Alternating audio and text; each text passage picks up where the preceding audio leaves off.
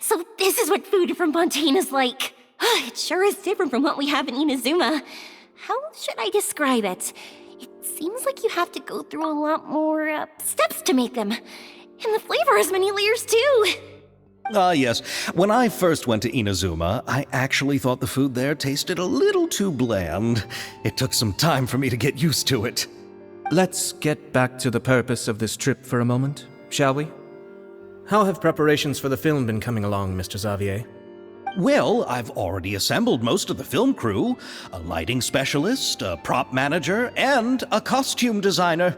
I've also bought the copyrights from the novel's author. Oh, it's called The Two Musketeers, right? I read the script you sent me on the way here. The story is pretty good. Originally, I was planning to start filming as soon as Sir Kamisato and Lady Ayaka arrived in Fontaine, but I'm afraid I've run into a bit of a problem. Oh? What is it? It has to do with the film's investor, Mr. Morris. He suddenly informed me this morning that he's encountered some financial trouble and will be unable to release to me the amount of funding agreed upon. It's said that Fontaine's legal system is well developed. If he has violated the contract, then can't you simply take him to court over the matter? Well, I'm still more concerned about filming.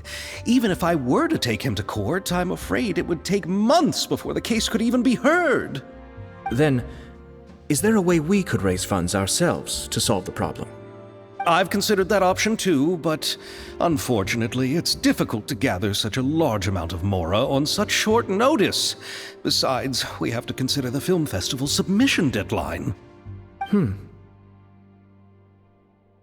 Mr. Xavier, if Ayaka and I were willing to perform for free, would that resolve the problem you are currently facing? What? No, out of the question. To have you come all this way just to act for free? Oh, no, that won't do. There's no need to worry, Mr. Xavier. My brother and I had actually intended to work for free after receiving your invitation. Inazuma has only recently reopened its borders, and needs to strengthen its relations and cultural ties with other nations. We didn't have many collaboration projects with Fontaine in the past, so we hoped this trip would serve as a good start for the future. Indeed. You could say that's the real reason why the Yashiro Commission agreed to come to Fontaine. I understand, but having you two act for free just doesn't seem right. Not at all. While we're officially here to conduct a cultural survey of sorts, we must express our sincerity if we want to establish formal cultural ties with your nation. This film will serve as proof of friendly cooperation and cultural exchange between Inazuma and Fontaine. It's my hope that the film can be finished and released as smoothly as possible. If you still don't feel comfortable with this arrangement, I would also be more than happy to be introduced to some other renowned individuals in Fontaine's literary and artistic circles. All right, I'll do as you say. Thank you so much. I'll make sure to cobble together enough mora now, even if it means selling my house, my camera, and every single family heirloom. Come on now, no need to go that far. I'll also help you out as a brand sponsor.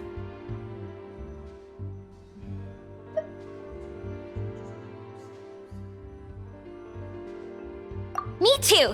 Even though I didn't bring much more to spend on this trip, it's still better than nothing.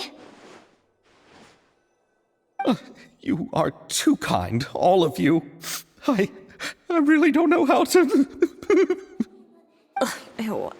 Alright, enough about that. Now that we have Xavier's savings, my support, and 2 leads who are willing to act for free, I think we will be able to make this happen. So, instead of Mora, you'll help with filming and production. Oh, but how can we help with that? We don't know much about making a film. Alright, pull yourself together, Xavier.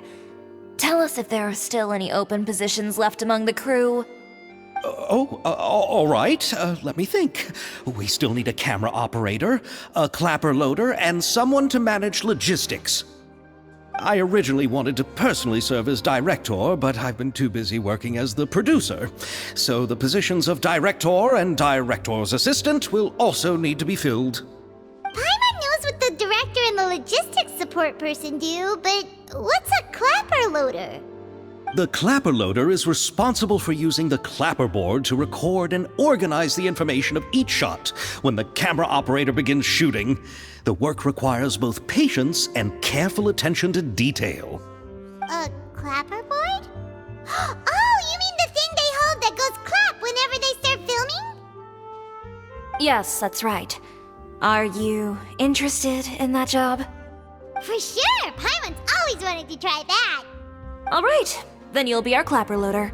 I can find someone from the store to help with logistics. What do you think, Xavier? Oh, fine by me. As for our camera operator, I was thinking of letting the Traveler take the role. Oh, he's great when it comes to using a camera. Paimon can't even count how many things we've taken photos of during our journey. Yes, that's also what I was thinking. I noticed the Traveler had an eye for photography and composition when we worked together previously. I'm sure that's due to the traveler's journey across Devat and all the places they've seen. After so many adventures, using a camera must be second nature by now. What do you say, Traveler? Are you interested in the job? Thank you. It really means a lot to me. Come on, friend. Let me give you a big warm hug. So all that's left for us to find is a director and an assistant. Oh, me! I want to be the director's assistant. All we need to do is help the director, right? I can handle that. All right, then all we need is a director. Oh, all the well-known directors in Fontaine are probably also busy working on their own films these days. I'm not sure who will have time to help. Oh, Farina helped out a theater troupe recently by serving as an artistic consultant. She could be a good director, right? Besides, it's not like she has anything else to do right now. Farina? Do you really think Lady Farina would be willing to help us with our humble project? Isn't that the name of Fontaine's Hydro Archon? My brother has already informed me about what happened here in Fontaine. Yep, that's her. She helped out a theater troupe not too long ago, and now she's taking up work as a director. Well, I saw that musical. Her performance was perfect, and the storyboards were also excellent. Don't let her former identity intimidate you. She's the best candidate we can think of right now. You'll never know until you give her a shot. Fine. You're right, Shiori. I'll do anything for the sake of my film. Anything! Then I'll have to ask the Traveler and Paimon to show me the way to Lady Farina's residence. I just hope she'll agree to help. Do you need us to also come along? No, there's no need to trouble you with this. Besides, you've just arrived in Fontaine, and I'm sure there are many places you would like to visit.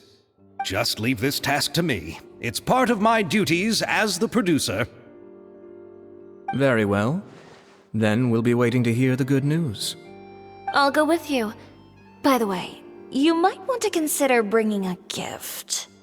And don't worry, we won't simply drop you off at Farina's place.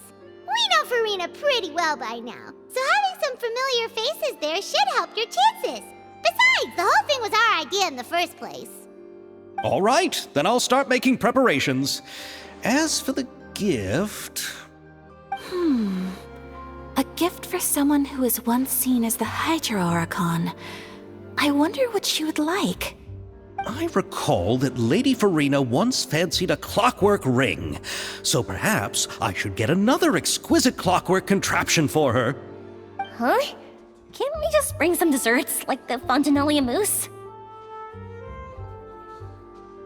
But wouldn't that be a little too cheap? She does like desserts, though. Isn't the Fontinalia festival happening right now? I heard Abel tell us on the Aquabus that Farina introduced the tradition of going door to door and asking for sweets. To do something like that, she must have a real sweet tooth. I agree with Yoimiya. If the gift is too fancy, it might actually make her feel more uncomfortable. Alright then, let's go buy some Fontinalia mousse.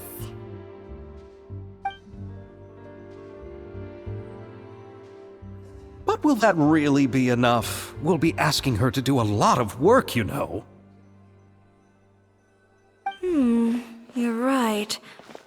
need to further sweeten the deal. Huh? You want something even sweeter than Fontinalia mousse? Yes, we'll need a gift that's sweeter than any dessert in the world. Well, what could that be? Your words of praise.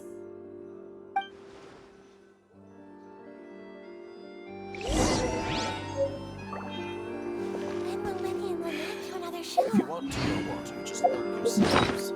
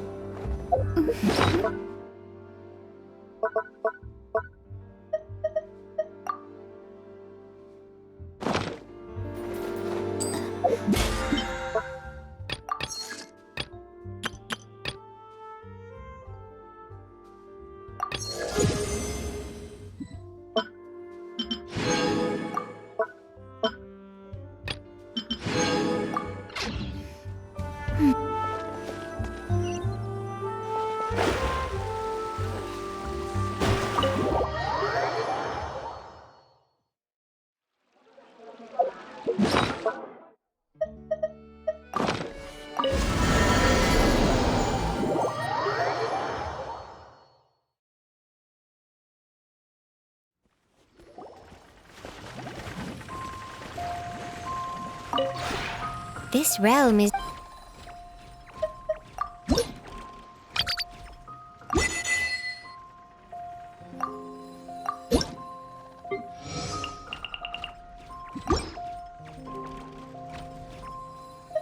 If you ever have any...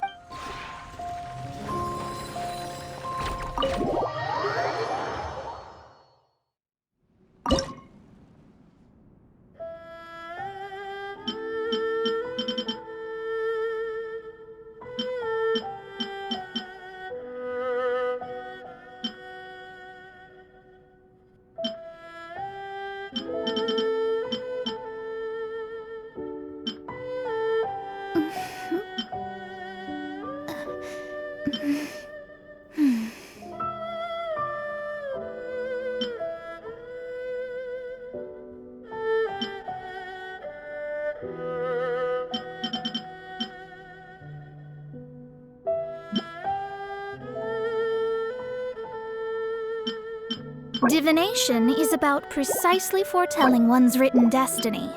Over-embellishing that fate only leads to misconception.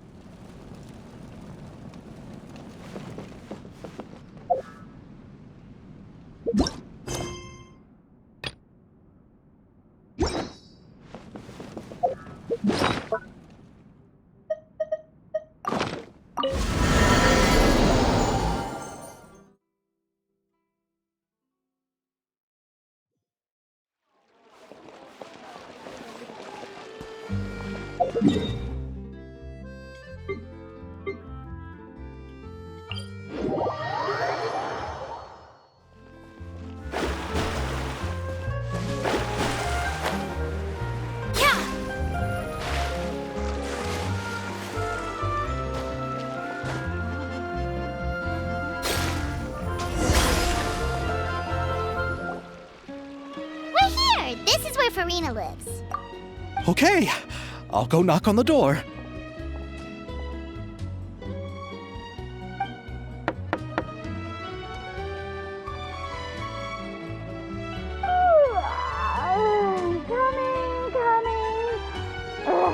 Seriously, who's knocking before afternoon tea?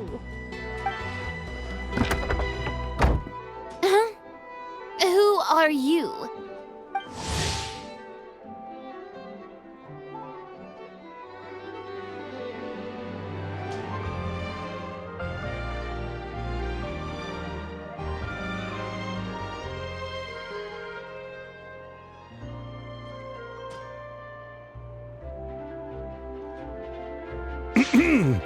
Lady Farina, please allow me to introduce myself.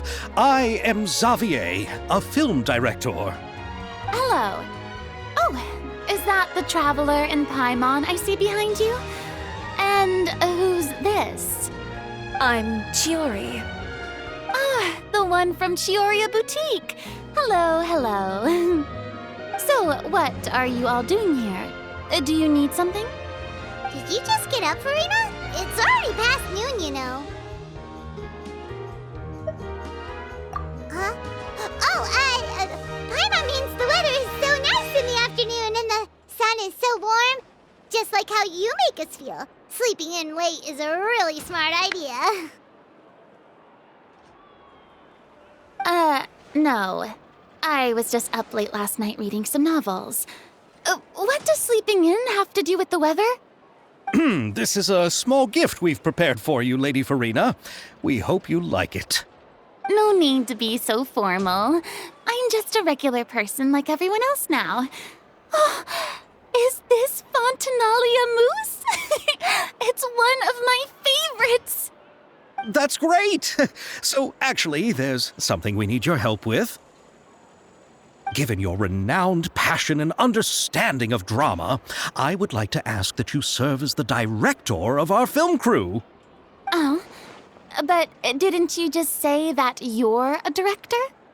Yes, but for this particular project, I'm mainly working as a producer. Besides, I'm sure that your understanding of the performing arts far surpasses my own, Lady Farina. Are the Traveler and Paimon also part of the film crew? Yep, we sure are. Paimon's the clapper loader and he's the camera operator. Camera operator? That can be a pretty technical job, and it directly affects the final quality of the film. Are you really up to it? No, I'm not questioning your abilities. It's just that I've never really seen you use a camera before. Maybe you can come up with a test for the Traveler and see for yourself. If he can satisfy you with his camera skills, then you'd have nothing to worry about and can join the team. What do you say? You sure are getting better at rolling with the situation, Paimon. Oh, I do wish to see how skilled the Traveler really is with a camera. All right, how about this? We'll work with what we have. I'll give you some scenarios and see if your work is up to my standards. Very good. It's essential for the camera operator to understand the director's vision. I'll make my decision after seeing your work. Are you ready? I have high standards, you know. Okay, grab the camera and I'll give you a scenario.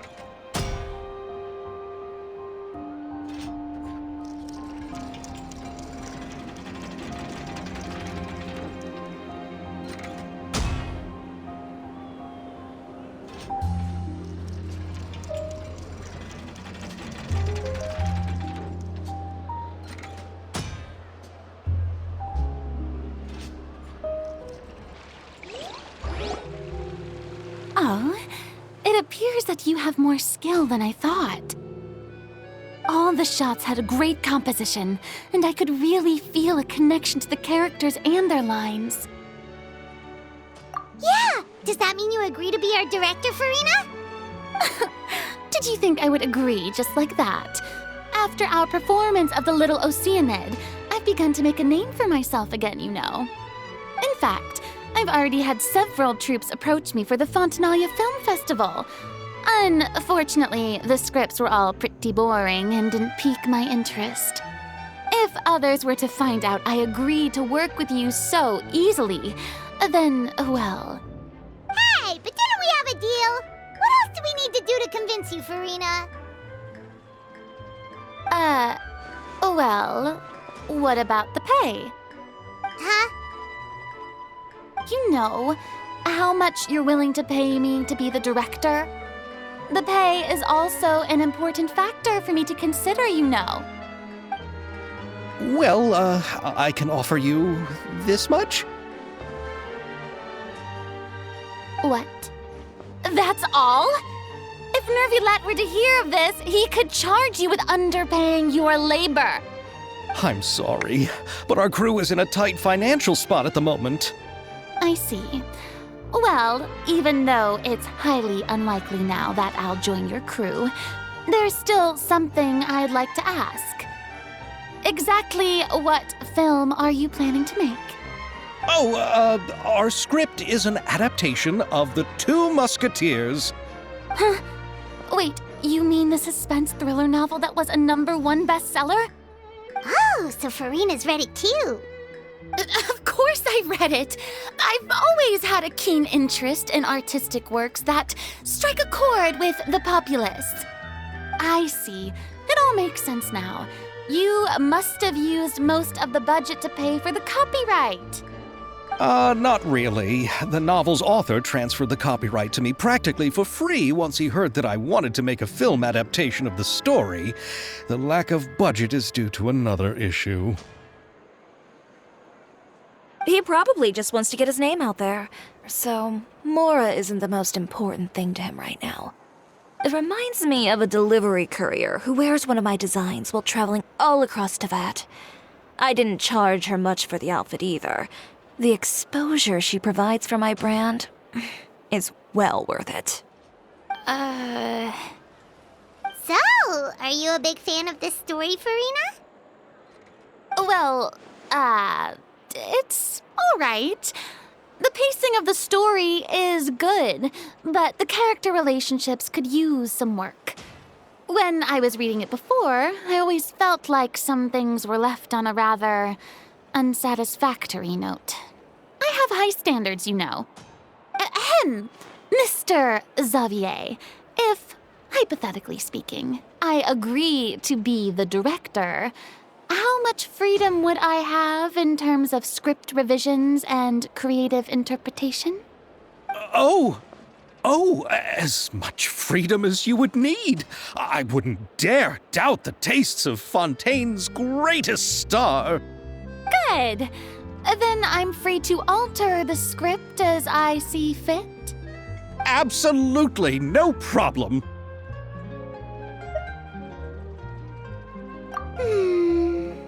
All right. It seems that your crew really can't go on without my care and direction. So, you agree? Yes, I agree. Although the pay is well below what someone of my caliber deserves, a great script calls for a great director. I mustn't let a perfectly good story be ruined due to lack of funds. If you have fine cheese and bread, you wouldn't just let it sit on the counter and get moldy just because you lack an oven, right? Oh, Hydro Archon above! I'm not dreaming, am I? Somebody pinch me. There's no more Hydro Archon, you know. And it's still a little early to celebrate. There's a lot that goes into shooting a film. Although the trickiest tasks of finalizing the script and casting the actors have already been taken care of, we'll still need to reserve filming locations. Not to say set up lighting and props.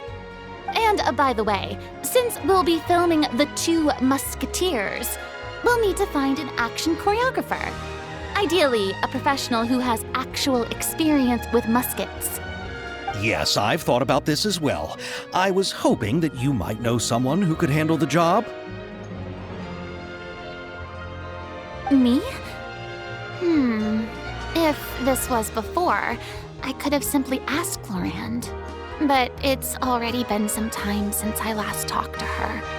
Navia can also use firearms, but unfortunately, her style is quite different from that of the characters in the story. Could we ask the Special Security and Surveillance Patrol? Oh, you mean the Special Patrol's Musketeers? Yes, that's right. They work with muskets every day. I can't think of anyone more qualified than them. They would be under Nervilette's jurisdiction. Unfortunately, I don't have any connection with them at all. So, in the end, we still have to start by talking to Nervilette. No need to go to all that trouble. I know their Captain Chevres. Oh, you do? Wait, Chiori, how do you know the captain of the Special Patrol's Musketeers? No particular reason. Running a business means dealing with some trouble from time to time, and she's helped me out on a few occasions. In return, I've helped her handle a few situations in which the Special Patrol couldn't get involved directly. So, we've gotten to know each other over time. So you're saying there's been times when the Special Patrol needed a fashion designer to handle a situation? Your work is becoming more and more mysterious. It'd be best to keep it that way. Anyway, enough about that. What do you all think about asking the captain to be our musket action choreographer? She sounds professional enough. She is a captain after all. I have no objections. But I imagine the Special Security and Surveillance Patrol must be busy with their duties. Do you think she'd really have time to help with shooting a film? And then there's the issue of pay. Well, it just so happens that she's also not the kind of person that's just after Mora. As for whether she has time, I'll have to go and ask her first. Then I'll leave that to you. Macaroni's on sale today, so I've got to go. You can just tell me how things went when we discuss tomorrow's plan later. No problem. Having Farina join feels like a big boost to our team! Of course. Just wait until the day of our premiere. You'll witness the true power of my name in these lands. You'll be so glad I agreed to help. I can guarantee that even the standing tickets will be sold out. I'll be sure to ask some people I know to see if they'd be willing to act as extras. Seems like you're finally getting more comfortable with your own reputation now. I didn't ask for the Clapper Loader's commentary, Paimon. Then let's get going. I happen to know where Chevres is today. By the way, I'm curious. If my pay is so low, then what about our two lead actors? Didn't they travel here all the way from Inazuma? Actually, they told us that they see the trip as part of a cultural exchange, so they didn't ask for any pay. What? So is every person in Tevat who doesn't want money gathered here to shoot this film? Don't tell me Chiori isn't being paid either. I already knew Xavier from before, and he's also agreed to give my brand some good exposure. It seems the gods have really smiled upon you, Xavier. And that certainly doesn't include me, mind you.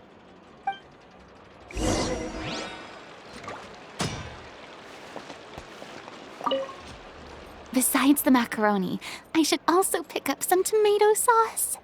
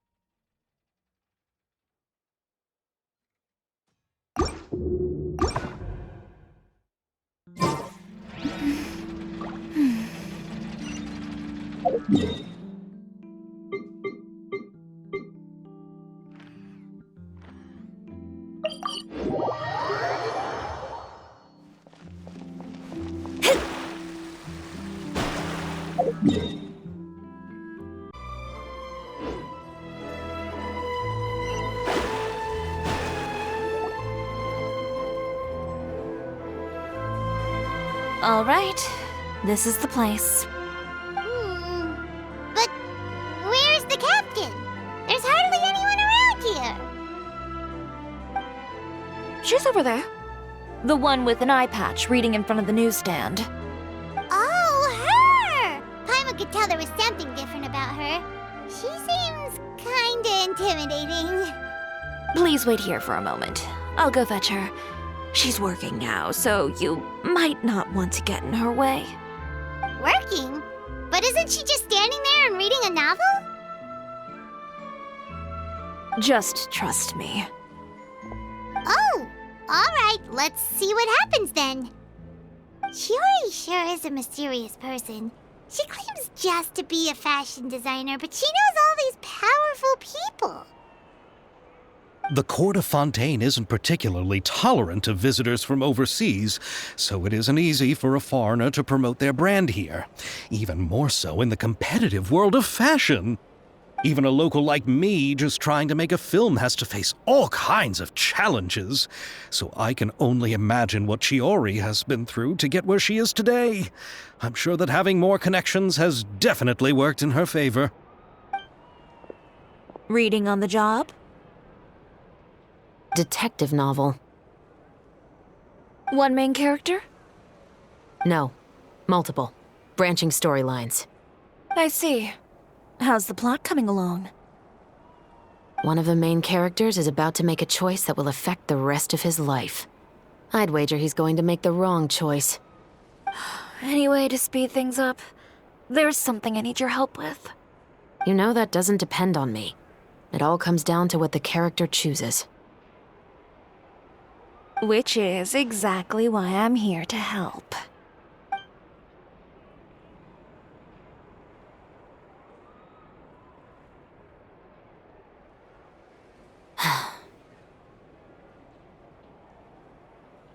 All right. It appears he made the wrong choice in the end. Halt! Huh? What's going on? Hand over whatever you're holding. Oh, it's just a book. I didn't buy anything else. Then I'm sure you wouldn't mind letting me have a look. Excuse me, officer. I don't mind you standing around here, not purchasing anything, but I'd prefer if you didn't disturb my customers. It's bad for business, you know. Don't give me that act.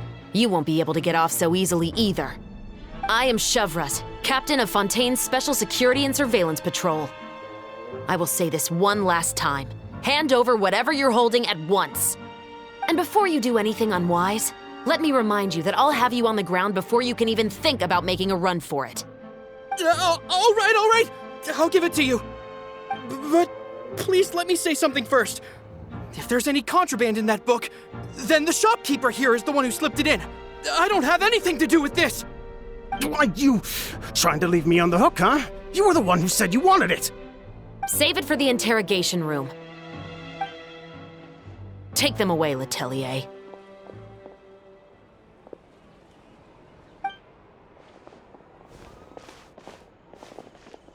What's going on here? 1 second you're reading a book and the next you're escorting people away. And who are... Oh! Aren't you the traveler who's been all over the papers recently? Shiori, I'm assuming what you wanted to ask me about has to do with them, right? Maybe I can let you in on what's happening then. Now that Vacher has been brought to justice, no new shipments of synth will be made and distributed to sellers. The Fontaine guards have been busy collecting the remaining synths still circulating on the market. Thanks to a tip from our reliable source here, this should be the very last batch. Oh, so you were pretending to read a book in order to catch the bad guys! Oh, Paimon almost forgot to introduce ourselves. Paimon is Paimon, and this is the Traveler and Xavier! Hey, I'm Chevraz. You probably already heard me introduce myself, so I won't bother repeating it. Yeah, why didn't you make a move as soon as you had the chance? Were you worried that my intel wasn't accurate? No, I wanted to see if the shopkeeper would turn himself in first.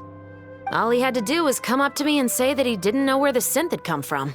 If he did that, then I wouldn't have had to press charges on him. He had the whole day to turn the synth over to Chevraz. But instead, the moment I came up and blocked Chevraz's line of sight, he took the opportunity to sell it off. Yep, he made the wrong choice, even though the right choice was right there in front of him. But you knew they wouldn't make the right choice. Yeah, I knew. I was just hoping I'd be wrong for once. Enough about that, though. What did you want to ask me about? Oh, you see, it's like this.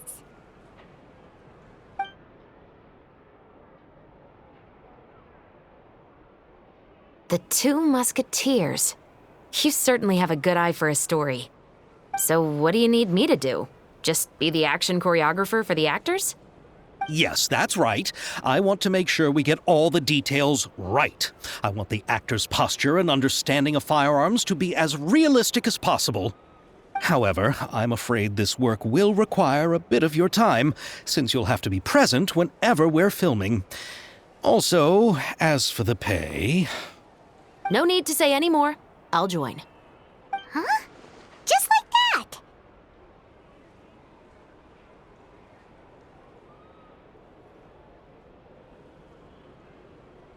Really? You're willing to help us with our humble film project? Sure, it's no big deal. As I said, we've wrapped up our investigation here, so I don't have any other tasks on my plate for the moment. Besides, I personally really like this novel. I even have the collector's edition at home. Stories where justice prevails over evil never get old for me. Then we've got a deal? Yes, I'll see you on set tomorrow. Oh my! I can hardly believe it! I should tell Lady Farina immediately. Oh, and I must tell the prop manager and lighting technician to get everything ready. We start filming tomorrow! Calm down, Xavier. The film is going to take more than just a day to finish. Still, I should also head back now and start preparing the actors' costumes and makeup. Alright, guess that's it for today then. Traveler, Paimon, please stay for a moment. I have something to tell you. Then I'll take Xavier back. Poor thing. He's so excited that he can't even walk straight anymore. I don't want to spend our first day fishing our producer out of the fountain. He'd better.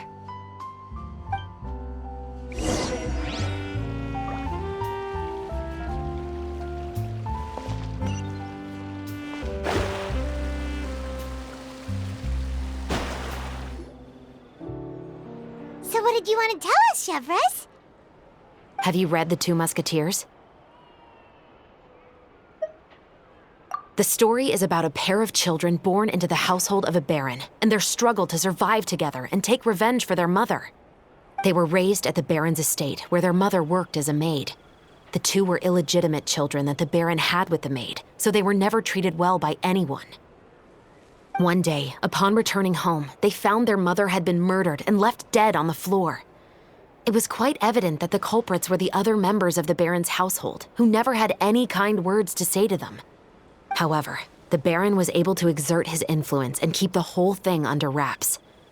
The mother's death was eventually deemed as a suicide, and there was no chance of bringing her murderers to justice. the two siblings decided to flee and someday avenge their mother. Many years later, members of the Baron's family suddenly started turning up dead one after the other, all killed by gunshot. A rainbow rose was found on each of the victims' bodies, being the flower that the kid's mother liked best. The Baron believed that the mother's soul had come to take vengeance on him, so he lived in fear each day. But it was actually those two siblings who had fled all those years ago. They relied on each other to survive and trained day and night, eventually becoming adept musketeers.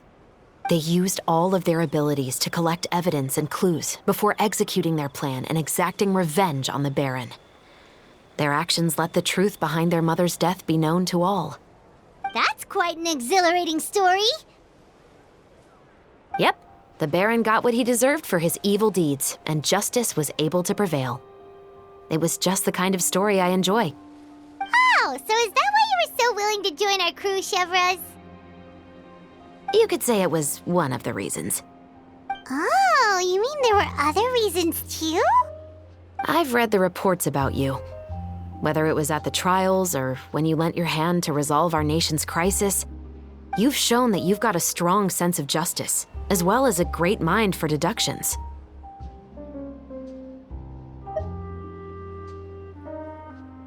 Yes, you're as sharp as I expected. It seems you've experienced many similar situations before. There's been a recent murder case involving Muskets. The perpetrator's methods appear to be very similar to what is described in the novel. Huh? Really? But Paimon didn't see anything about that in today's papers. The Marechaussee Phantom hasn't yet released any information to the public because the investigation is currently at a standstill. The murderer is extremely cautious. A murder involving firearms? But not that many people use those in Fontaine, right? Impossible. We perform a routine inspection of our firearms and ammo reserves every day. If one of the weapons had been fired, it would stick out like a sore thumb. Besides, I trust the members of my platoon. However... Well, that's all I can disclose about the case today. Huh? What do you mean? I hope you all can go back and get some shut-eye. You can decide tomorrow whether or not you'd like to join the investigation with me. I'm aware this might not be the ideal time to add more to your plate, but the more capable people we have, the better the chances that justice will prevail. Carrying out investigations isn't actually supposed to be our responsibility. Our job is to apprehend the perpetrators. Finding them is really up to the Marechaussee Phantom. You could say I'm taking part in the investigation out of personal interest. I don't want people to see Muskets in a negative way, and also, I'm concerned about the similarity between the crimes and the story. You mean they might be connected somehow? I suspect so. Just to make myself clear, this is not an order, nor is it a deal of any kind. It's a request, nothing more. If you two have any interest in the case after we finish filming tomorrow and are willing to assist me, then I would be most grateful. What do you think, Traveler? Yeah, you're right. Paimon's getting a little tired, too. We've really been hustling all day. You'd better head back and get some rest. It's good to keep a calm mind, especially when you're about to make an important decision. Otherwise, when the moment comes, you might end up like that shopkeeper and not even realize that the right choice is right there in front of you.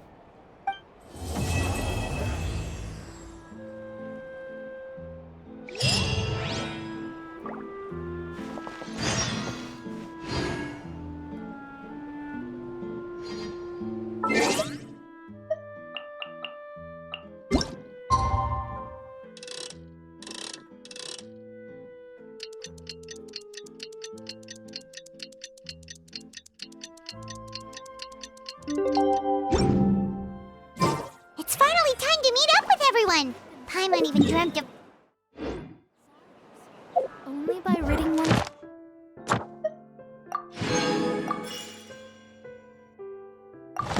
Filled with clutter, can one see the true world around them?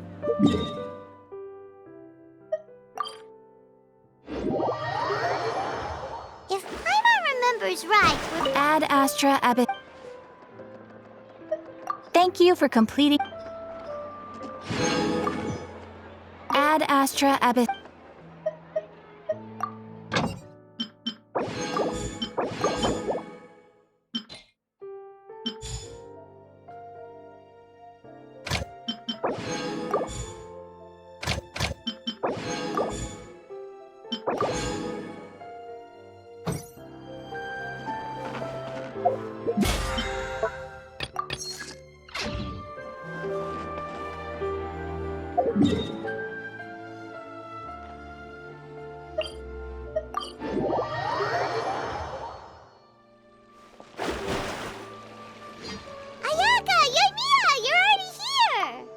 Good morning. Xavier said yesterday afternoon went well. Yeah, and how about you, Ayaka? What were you up to yesterday? After we split up, Ayato went to see Udex Nervillette at the Palais Marmonia. I was originally thinking of going with him, but he said he could manage it himself. He told me to go see the sights around Fontaine and to enjoy the local culture. So I rode the Aquabus with Yoimiya and visited the Opera House on Aranias Island. Yeah, you wouldn't believe what we saw there! 2 mechanical puppets that were dancing together! You've already seen them, right? Yeah, those two! Amazing, aren't they? We sat and watched for quite a while. It was mesmerizing. Like we could keep watching them forever. Oh, it was the same for us the first time we saw them, too. Afterwards, we went swimming at the beach. Well, diving, to be exact. It was the first time I ever breathed underwater. I held Ayaka's hand and we counted down together. 3, 2, 1, and then splash! We were beneath the waves.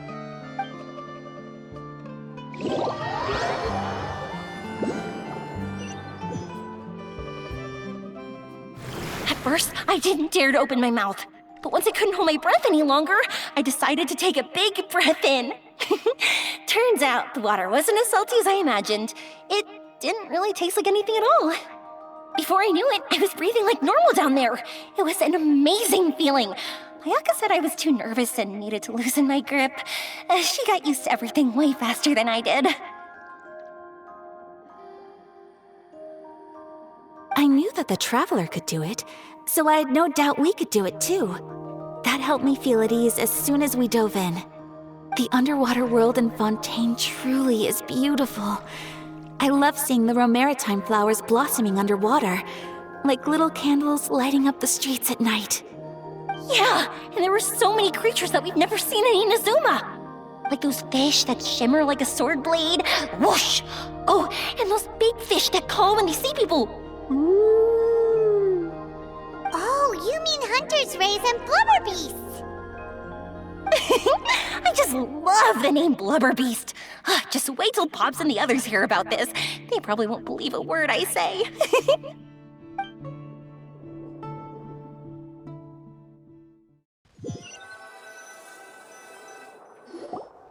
Yoimiya was down there for quite a while.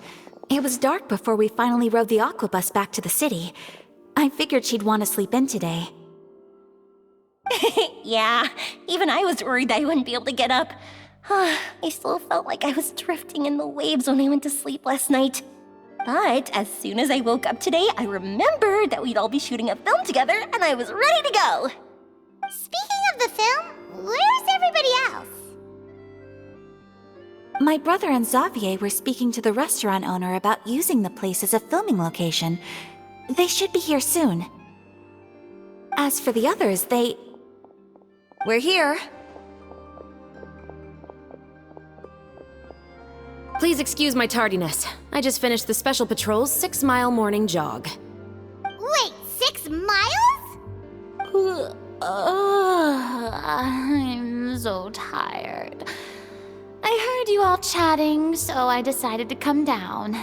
I sure could use some of that endless energy everyone else has. Good morning, everyone. Morning. Can someone fetch me a cup of coffee? More milk, hold the sugar. Sure, I'd be happy to do that for you. No, you can't go anywhere. Please, have a seat over here so I can get started on your makeup. The last thing I want is coffee stains on my costumes. I can get the coffee. It's the perfect job for an assistant.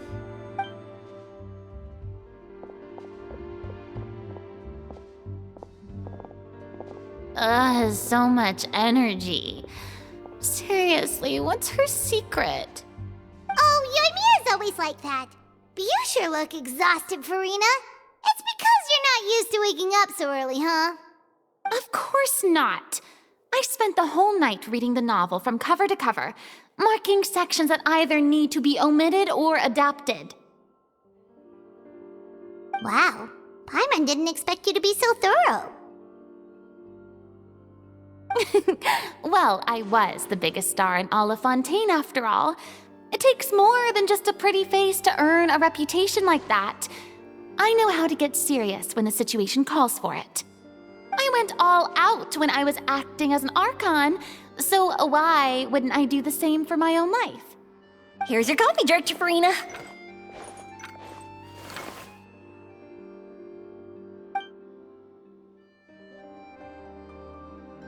Oh, thank you. The sound of being called director and the aroma of coffee feels almost as refreshing as hearing the birds chirping in the morning. Oh, it seems everyone has managed to arrive on time. We've reached an agreement with the restaurant owner. We are free to use the second floor to shoot our film. Really? That's great! He is really looking forward to our film and hopes that providing his restaurant as a filming location will attract more customers. Well then, Mr. Xavier, I'll leave the rest to you. Okay, thanks. First, I'd like to introduce our new members. This is our prop manager, Veronique. She'll be in charge of all the film's props and items. And this is Bonneau, our lighting technician. He'll be in charge of lighting and illumination to set up each scene's atmosphere. Wow, sure feels like we have some real professionals joining the crew now. First of all, please allow me to first express my sincerest gratitude to everyone in the crew. When my investor informed me yesterday that he wouldn't be able to provide the funds, I really thought that this was the nail in the coffin for this film. I had no idea that I'd find so many people willing to help me on such short notice. Thank you. Thank you all from the bottom of my heart. No need to be so cordial, Mr. Xavier. We're all honored to be a part of this. Your works made a profound impression on me when I saw them back in Inazuma. I am sure that someday, this film will be remembered as a prime example of cultural exchange between Fontaine and Inazuma. Yes, the story is the reason I agreed to join. I can't bear to even imagine what this film would look like without the very best director. Anyway, I would like to make a promise to everyone that as the producer of this film, I'll do whatever I can to ensure that everything goes as smoothly as possible. This is not just my film. It also embodies the thoughts and feelings of every person here, as well as the endless effort we are about to pour into it. So, without further ado, the Two Musketeers will officially begin filming now! You may take it from here, Director Farina. All right, listen up, everyone.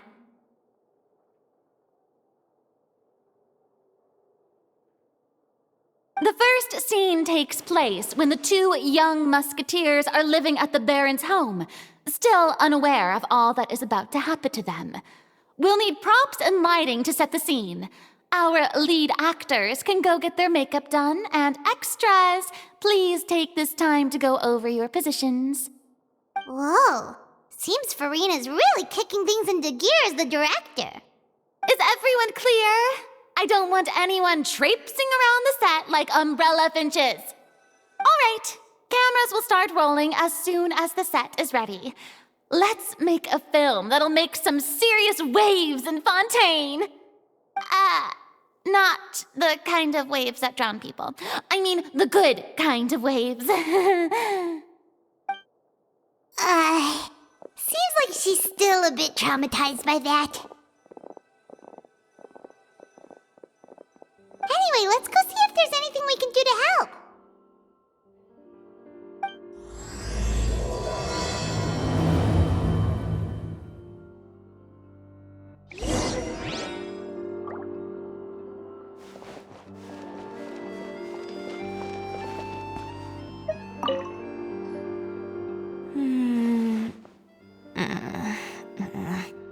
Ayaka has mentioned you to me before. She said that you two were great friends when you were kids. No talking. I'm thinking about how to do your eyeshadow. Ah, yes. To help me really look the part. To achieve a more young and naive look for this scene. Are you saying the wrinkles around my eyes are too deep? You just have too much of a calculating look in your eyes. You sure don't mince your words. It seems you really haven't changed much. Quiet.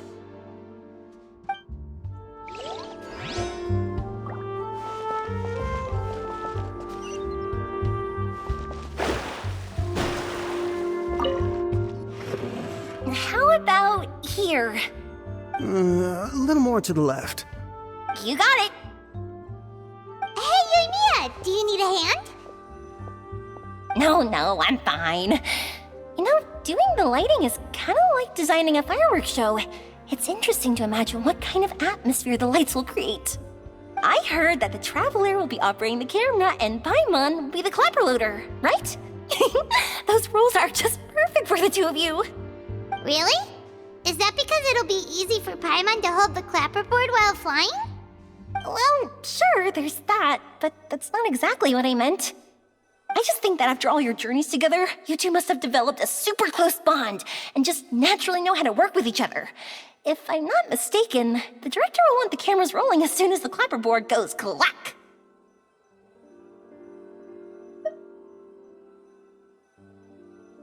Oh, I see! It's amazing to see the magic behind filmmaking. Yoimiya, we need lights over there, too. Oh, on it! I've got to get back to work. Chat with you later. Oh, it's exciting to see so many people working together to bring the film to life.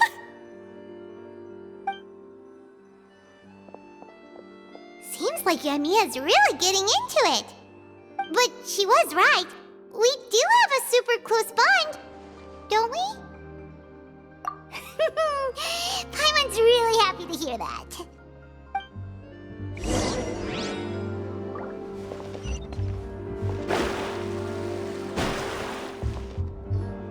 So, this is a real musket?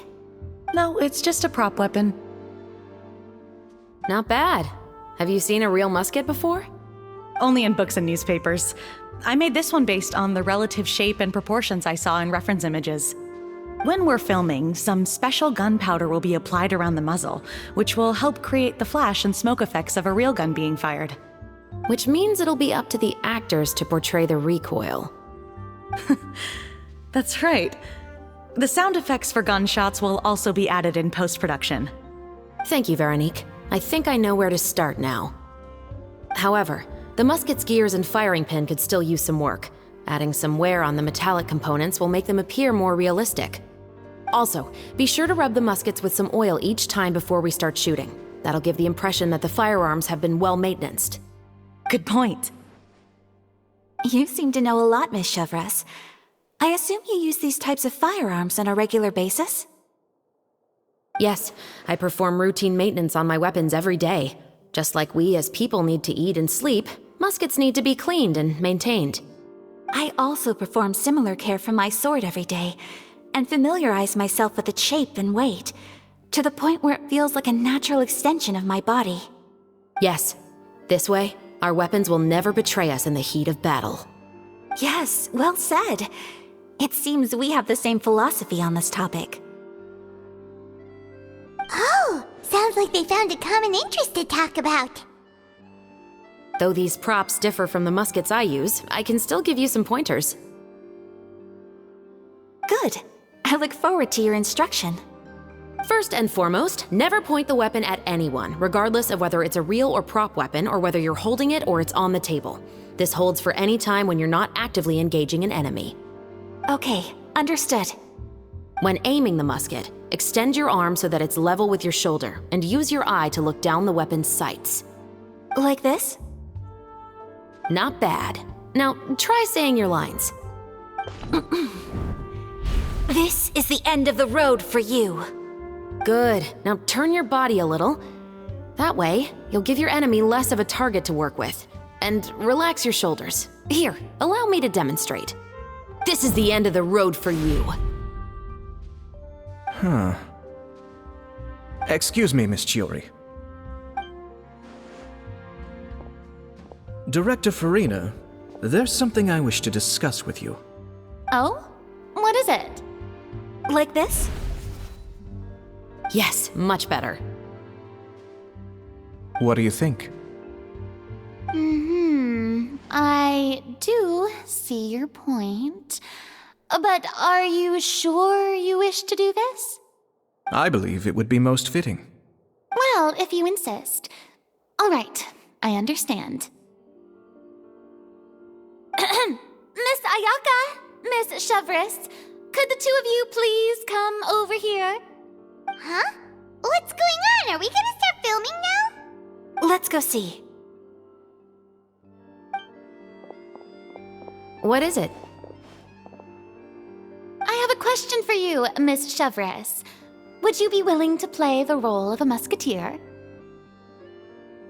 What? To clarify, I would like to turn over my role to Miss Chevris. But brother... Don't worry, Ayaka. I actually view this as a good thing. I was becoming troubled trying to set aside some time to speak to the staff at the Palais Mermonia. I would like to have some conversations about the cultural exchange between our two countries, and I've heard that the bureaucratic process here can get rather complicated. Now, I will be able to focus on my work. Besides, you also know that I'm not really one for public performances. Are you really sure? From a director's point of view, I also felt like the relationship between the two musketeers in the original story could be improved. The older brother in the story plays the lead role with his overbearing character, but this causes his character to overshadow that of his sister, and the theme of the two supporting and relying on each other isn't conveyed very well. But if we were to change the siblings to two sisters of a similar age, then that aspect of the story might come through more clearly. Also, I've seen you instructing Ayaka. That cold and dignified personality is exactly what we need for the older musketeer. Of course, even with all these insights, the decision should still be made by Miss Chevris. Chevros mentioned that she really likes the story, right? Paimon bets that she'll take the role.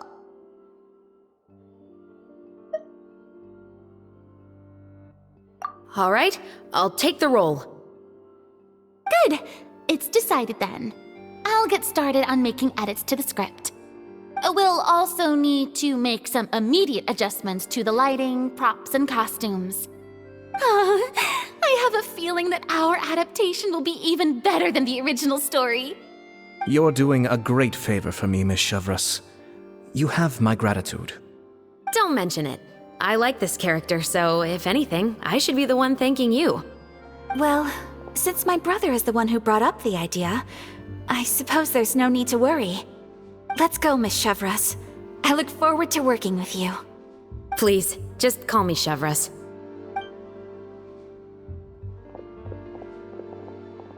Seems like you're really going out of your way to solve the problem I was having with your makeup.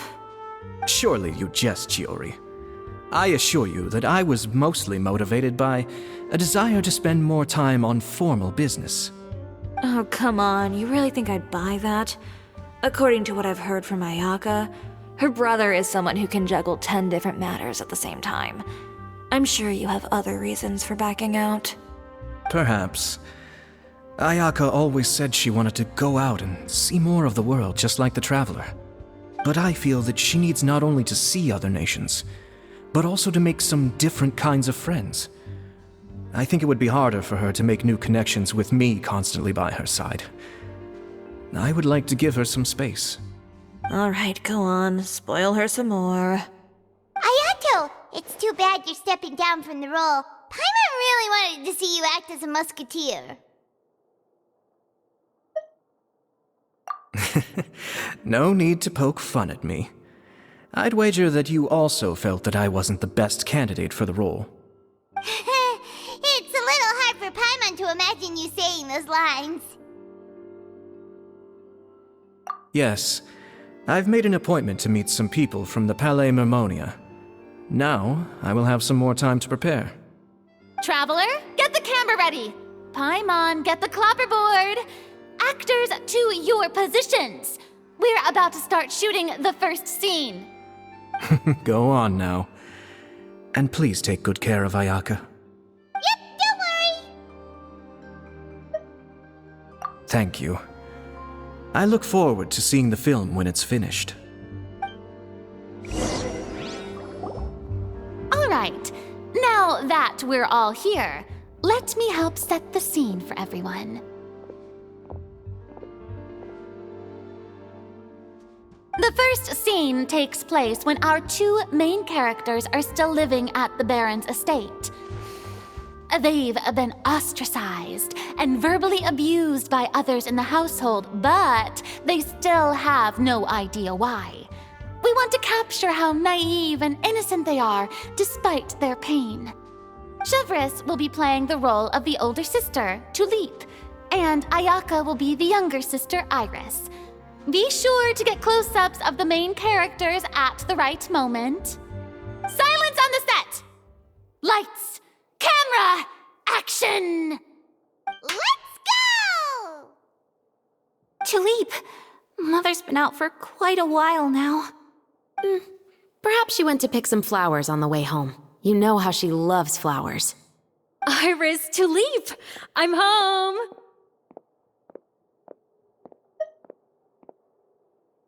Mother! You were out for so long, we were beginning to worry about you. I'm sorry, but I'm back now, safe and sound. Here, I brought your favorite treat, apple turnovers. Mother, what are those bruises on your hand? Huh? What bruises? Oh, I must have bumped into something while I was working yesterday. But I didn't notice them this morning. Then perhaps they're from when I accidentally tripped when I was out just now. By the way, did you have fun playing at home? What's the matter, Iris? Well, we've realized that no one really wants to play with us. They even took Iris's doll and spat at us. And they even called us names. They said we were... Shh! It's all right, don't worry. Girls, listen to me. It doesn't matter what anyone says. Don't listen to them. No one can define you with such words. You both have wonderful lives ahead of you. Just like your names. You will both blossom like beautiful flowers. Maybe your time to blossom hasn't quite come yet, but one day, you two will bloom more beautifully than anything else. Don't let the soil you're in now ruin your future beauty. Understand? My dear daughters. And cut! Not bad. The actors' emotions were all on point. Let's keep that take. Also, if our clapper loader could avoid shouting at the start of the scene next time. Oh, got it. Great. I was a little worried that my nerves would get the better of me. What about you, Chevres? I felt fine. The lines weren't too difficult at all. Seems like Farina must have adapted the role nicely. You two were great. I couldn't tell it was your first time acting in a film. You should have more confidence. Thank you for your encouragement. Positions, everyone! We'll move on to the next scene after we try a few more camera angles.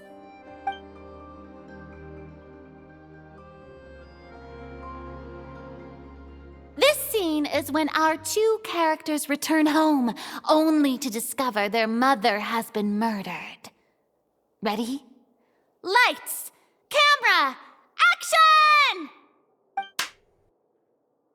Mother, we're back! Mother?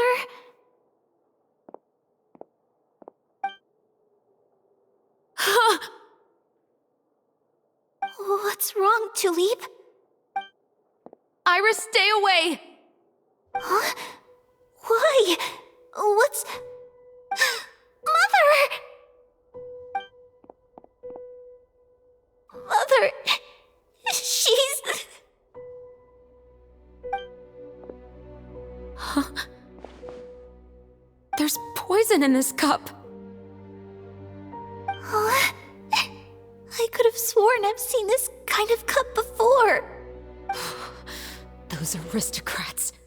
They didn't even try to cover up their actions.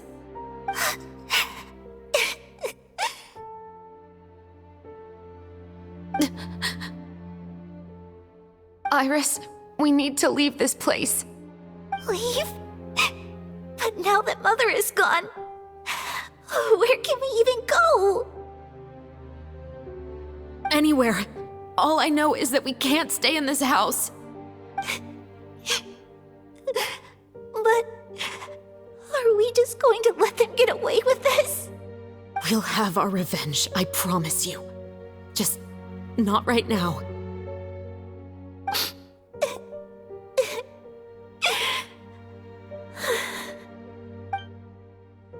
Come on, let's go.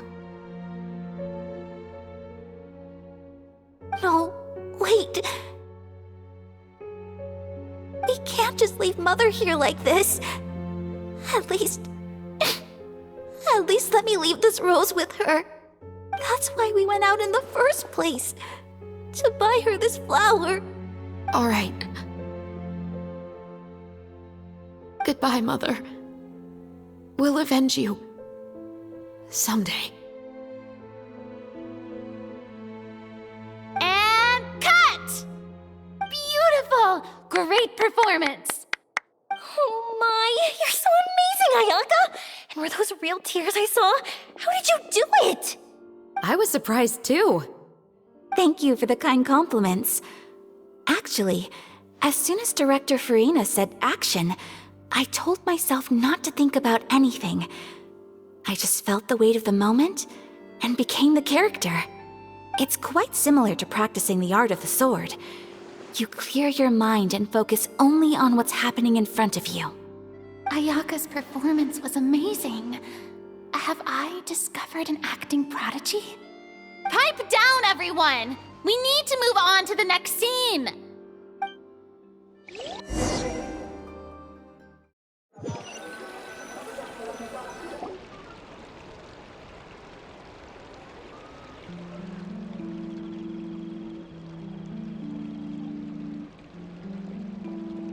Huh?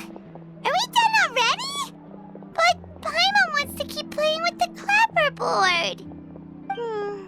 How do you feel, Traveler? Is your arm sore from holding the camera all day? Good work, you two.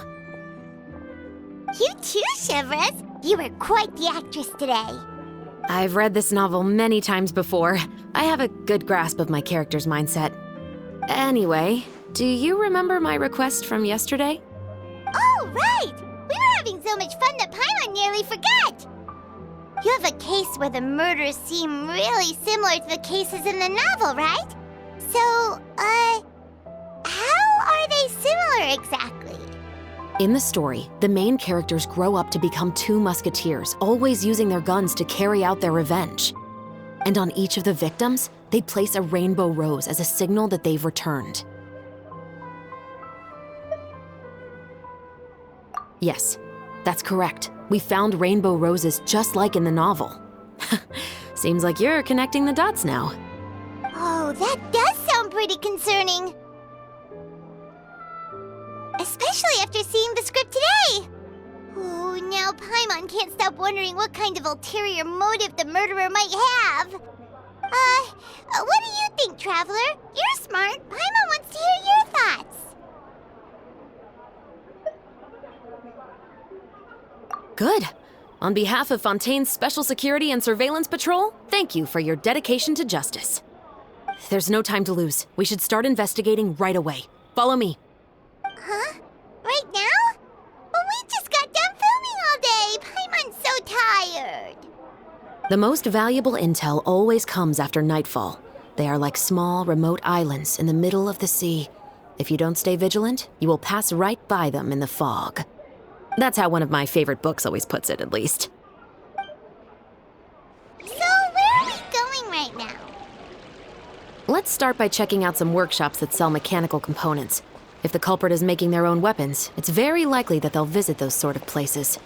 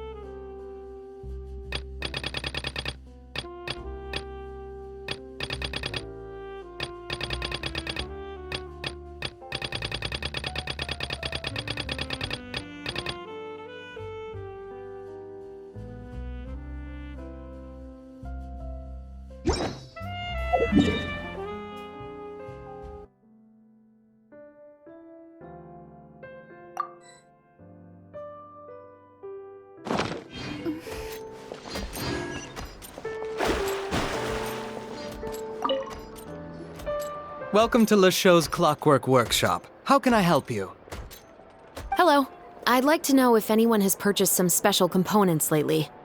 Special components? Sorry, could you be more specific? I mean the kind of components that aren't typically used for clockwork toys, but for firearms. Huh? For firearms? No, we don't sell those sort of things here. Don't misunderstand. I'm not here to cause any trouble. We are merely investigating a case, and we're hoping that you could cooperate. Well, to be completely honest, I'm not even sure what kind of components that would entail. Has anyone ever purchased components here as an individual rather than on behalf of an organization?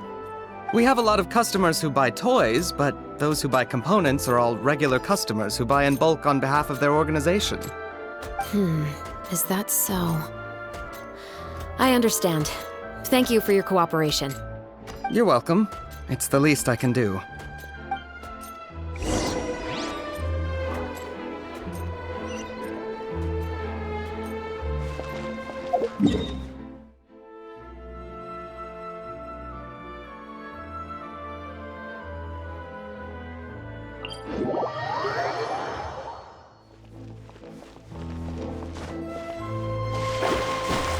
Scry the sky.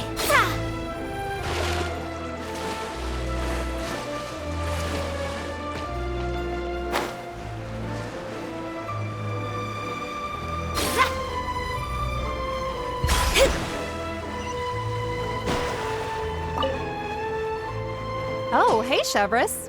Run out of oil for your musket again? Hello, Estelle. I want to know if anyone has come to your shop recently to order some firearm components. Oh, is this another case? Let me think. I don't think so. Some people have requested that I make some prop guns for the Fontanalia Film Festival, but I refused all of those requests. Oh? Why's that? Because there's no profit! I only make things here that can do some real heavy lifting. I don't have the energy to make some new molds just for the festival. Then has anybody come specifically looking for mechanical components? Well, I usually sell off my scrap to the Fleuve Cendre. I don't typically give them to one specific person. I understand. Thanks for your cooperation. Don't mention it. Always happy to have the Musketeers' patronage. Seems like we haven't found any leads to go off yet. Yeah, unfortunately. All right, let's head to Fleuve Cendre next. Huh? Are you sure? People might not be so thrilled to see the captain of the special patrol there. You think so, huh? Then I guess you don't know. Huh? Know what? That I grew up in Fleuve Cendre.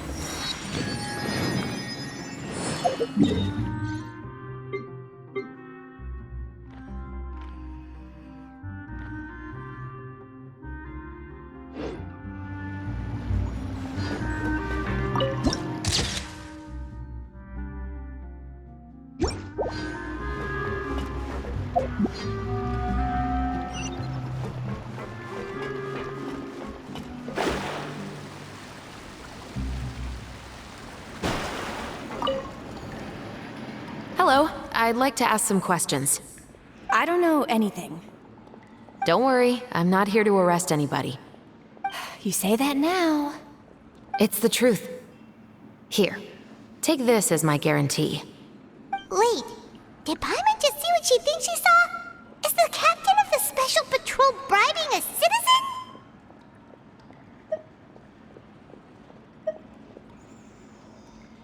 Seems you're different from the other guards. What do you want to know? Have you heard anything related to Muskets and Fleuve Cendre lately? Anything at all? Muskets, huh? All I know is that about 2 weeks ago, we started hearing some loud noises at night. So loud that it's been waking me up. Were they gunshots? Possibly. It's hard to tell around here. Someone's house collapsing, a pipe exploding somewhere, it's all the same. But the noises I'm talking about definitely happened after I fell asleep. Do you know where the noises were coming from? I don't remember clearly. Is it that you don't remember, or that you need to think about it some more? You tell me. Then please, think about it some more.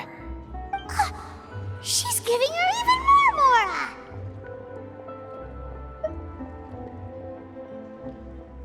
The noises came from the end of the Southern Waterway. I came out and had a look for myself when I wasn't sleeping well, but I didn't dare get too close. That's all I know. All right, I'll take your word for it. Thanks for the pâte de fruits.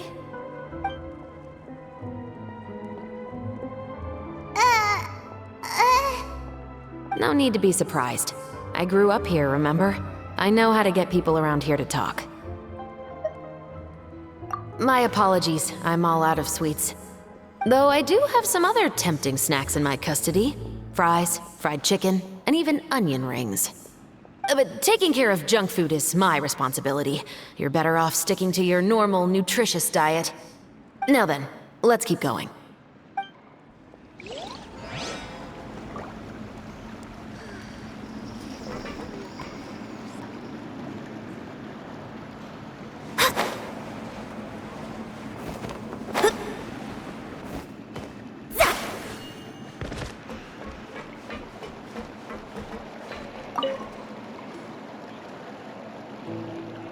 It's been a while, Tetro. Please, just get on with your request. I want to know if you've heard anybody talking about muskets lately. Information isn't free, you know. I've heard that bandits have been extremely active in the countryside recently, and they've been affecting the delivery of goods to Poisson. I can allocate some more manpower to help out with that problem. What do you say? You're still as helpful as ever. One of our men got drunk at dinner about a month ago and lost his gun. 3 days later, it turned up in the corner here. What's weird about that? He just forgot where he put it, right? This is Fleuve Cendre, my friend. Anything of value left in the tavern won't ever make it to the next day. But that gun turned out to be an exception. It didn't get any new wear and tear on it, and didn't even appear to have been fired. We were quite mystified as to what could have happened. I suspect it came back because the weapon was already known to the guards. You mean, a criminal was afraid the Marechaussee Phantom would use the shot marks to track them down? Maybe. But if that's the case, the culprit really took great care to avoid getting caught. I didn't say anything about a criminal. In Fleuve Cendre, knowing who was killed is as easy as knowing what clothes you're wearing today. It's the guy living in the east side, isn't it? I've never liked him. Every time he's here, he just orders a drink and sits there with a nasty look in his eyes. So, who was the one who lost the gun in the first place? Don't bother. Even if you ask, he wouldn't admit to owning a gun to some strangers. Not to mention the captain of the Special Security and Surveillance Patrol. He's right. I know you grew up here, Chevres. Even though you're on good terms with the Spina, you've still been gone too long. Not many people know you here now, and a lot of people don't like the Special Patrol. I know. So take my advice and don't show your face too much around here. It's for your own safety. I'll come and go as I please, and I'm afraid I'll be appearing more often due to my work. All right. Don't say I didn't warn you.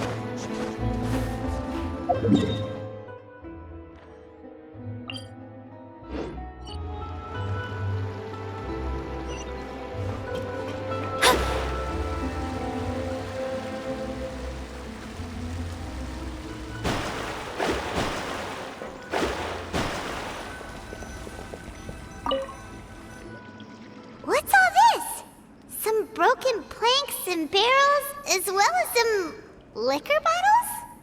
Yes, but have a closer look, Paimon. Even though somebody has purposefully tried to clean them up, these are obviously marks from musket bullets. In other words, someone was here trying to improve their shot. They were using the barrels and bottles for target practice. Could it have been the killer? Your guess is as good as mine. Although many people at Fleuve Cendra own guns, few hide the fact from others. And even fewer would go to such lengths to hide markings from practice shots. Anyway, let's go. There might be more to this.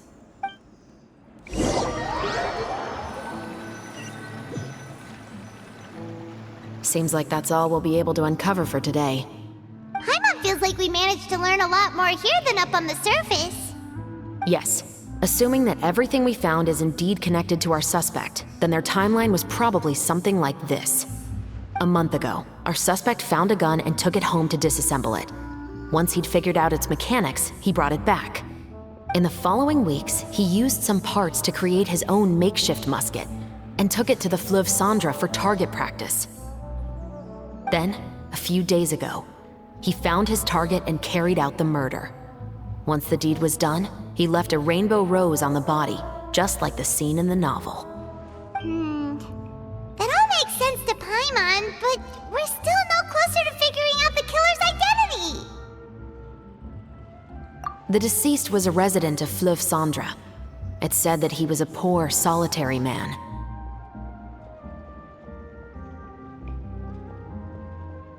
Yeah, that's also something I'm trying to figure out. If we are indeed following the novel, and there's a story behind the murder, then this murder should be an act of vengeance. But according to our investigation, the deceased didn't have any enemies. He was no saint, but no one's heard of a rival who hated him enough to shoot him dead, much less care to leave a rose on his body. What message is the killer trying to convey, and to whom exactly? We've thoroughly investigated that possibility. He claims to have spent the whole day at the Opera House on the day of the murder, and the staff there have confirmed his account. Okay, so he has an alibi. Not only that, he lacks a credible motive as well. He has a family of his own, and both of his parents are still alive. I've looked into his records. He was adopted at the age of 6, and all the proper procedures were followed. There are also records of him at an orphanage before then. In the story, the mother of the 2 musketeers was murdered after the children turned 10. Of course, he could have changed the children's ages, but I don't want to assume anything without evidence. More importantly, I've also had a chat with him in person. He didn't seem like the kind of person who would pull the trigger to kill a man. Then, what should we do now? We have all this new information, but it doesn't help us move forward. Investigations take time. I didn't expect us to catch the culprit in just a single day. How about this? Let's spend the next few days filming with the crew. We can continue the investigation once we're done with the film. I'm sure that given time, new leads will present themselves. Wait, but weren't you saying Intel is like small, remote islands in the middle of the sea just a moment ago?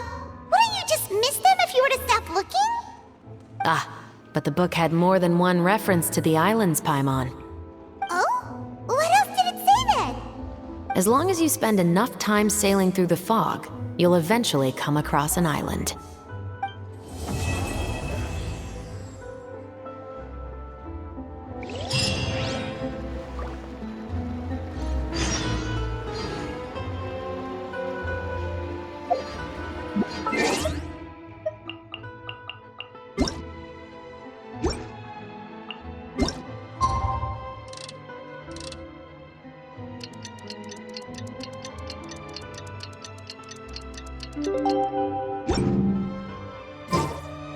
It's filming time again! Our schedule...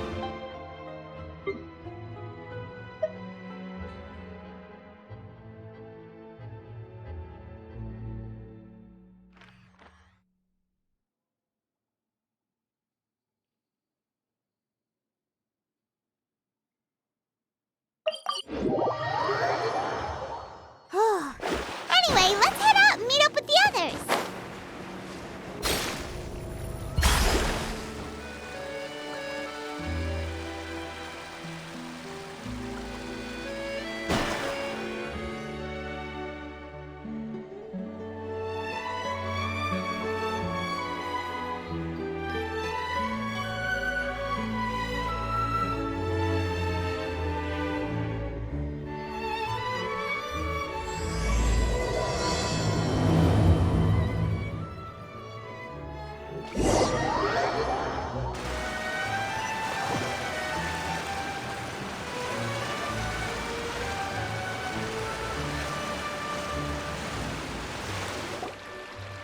work, everyone! We're looking to wrap with our two main ladies today. I can already smell our success. What do you mean, looking to wrap?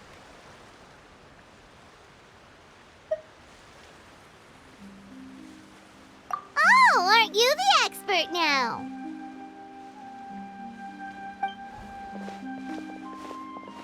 This upcoming scene is the two Musketeers' final confrontation with the Baron. There will be quite a bit of action, but no choreography beyond what we've already rehearsed.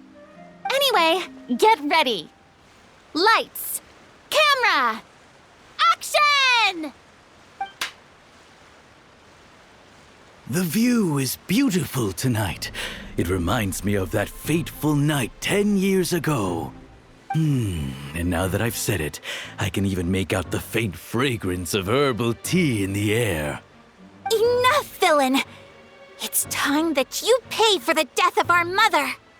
My dear Iris, have you forgotten your manners? How can you speak like this to your own father? I'd sooner swallow all of my teeth than call you father. What did I expect? Seems the daughters have turned out to be just as obstinate as their foolish mother. In this world, Mora and status is everything. She thought she could blackmail me using her children and force me to grant her recognition and concessions? Ah, how naive can a woman be? Mother never asked a single thing of you. All she wished was for us to live a peaceful life, just like the others. It was you who personally brewed the poison of prejudice and sent Mother to her death. Compared to that deadly poison, the 2 bullets that will soon pierce through your heart will be like sweet mercy. And that's exactly why I said you're just as naive as her. Did you really think 2 muskets would be enough to defeat me? So let's see. What is stronger, Mora and power, or the 2 muskets in your hands? Get them! Tulip! There are too many of them! It'll be okay. We'll cover each other, Iris. And Mother will be watching over us, too.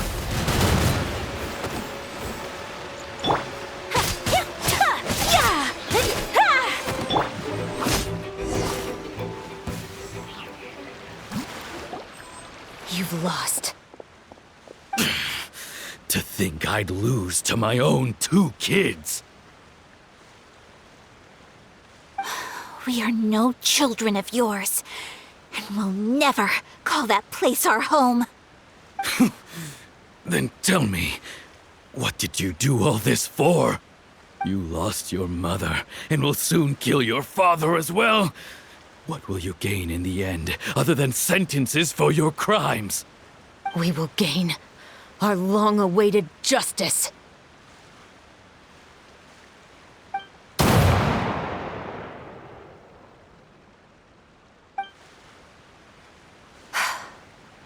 It's over. Finally, it's over.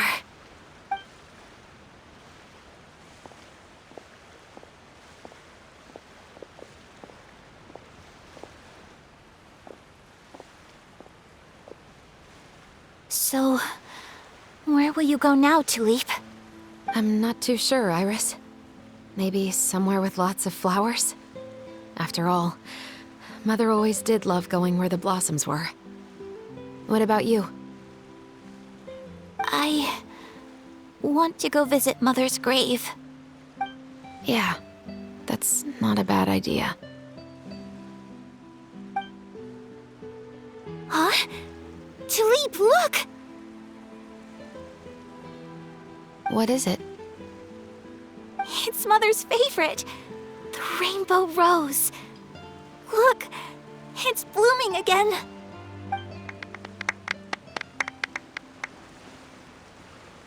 Excellent!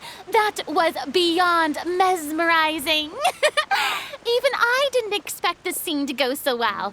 And we got it in a single take. All right, everyone.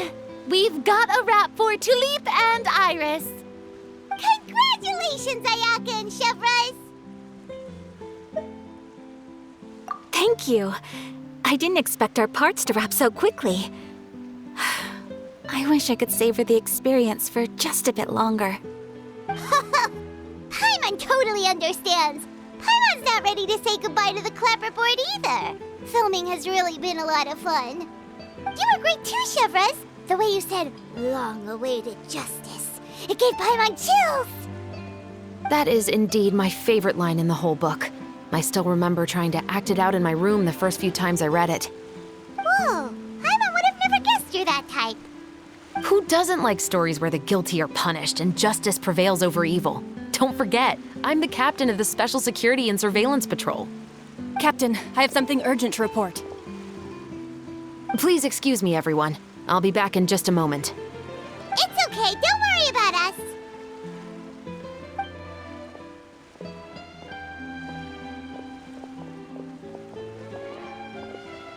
Oh? Was she whisked away by work already? I was just about to tell her how great she did. It seemed like some urgent official business. Then perhaps we should thank the stars that we were able to wrap both of your parts so quickly today. Switching around the filming schedule would have been a real pain. Anyway, I actually came over to let everyone know that we're all done for today. You can go home and get some rest. And one last thing, Miss Ayaka. Your acting skills today were immaculate as always. Are you sure you won't consider taking up full-time acting? See, I just happen to know this great troupe that's still looking for a lead actress. Thank you for your kind words, Director Farina. Unfortunately, there are still many matters that I have to take care of back home at the Yashiro Commission. I cannot remain in Fontaine to pursue an acting career. Nevertheless, I will make sure to treasure this incredible opportunity in my heart. Oh, that's a shame. But I understand. Just let me know if you ever change your mind. I believe it's also about time for me to take my leave. But hopefully I'll see you on set over the next few days. Even though my part's wrapped, I'd still like to swing by and help out the crew. See you tomorrow, Traveler and Paimon. Yep, see you tomorrow! Well, what should we do next? Maybe we'll go investigate the case some more with Chevres today. Traveler, Paimon, please come with me. Huh? Where are we going? You could say that our ship has finally chanced upon one of those small, remote islands of intel.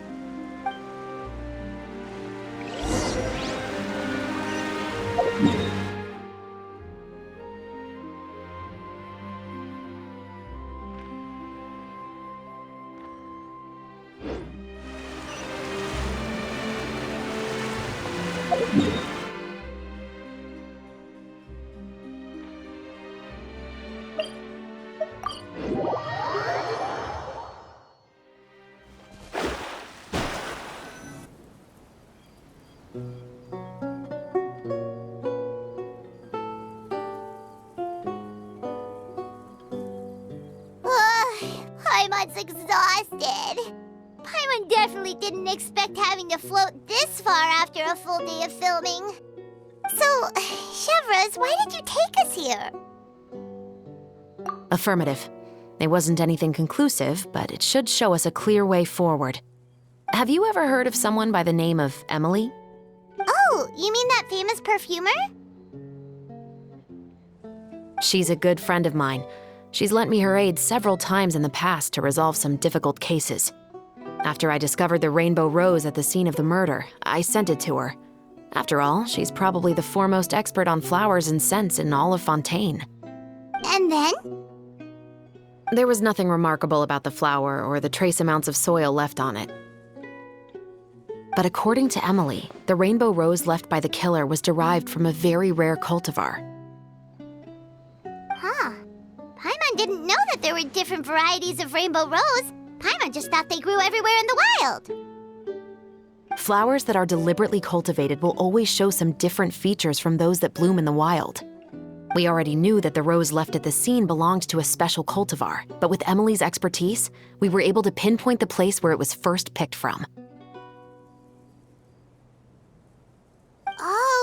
gets it now. So whoever first planted that rainbow rose was probably the killer. Precisely. And after we checked what we learned against some sales records from the past, we discovered that there's only one person in all of Fontaine who could grow and sell this specific cultivar. Really? And who is it? It's the novelist. But didn't you say he had an alibi? To be clear, I haven't changed my mind about him. I still don't think he was the one who pulled the trigger. However, that doesn't mean the true culprit never visited him at his home or never purchased a rainbow rose from his garden. Whatever the case, we will have to confirm a number of things with him. So you mean the next place we need to go is... Yes, we're going to pay him a visit at his home.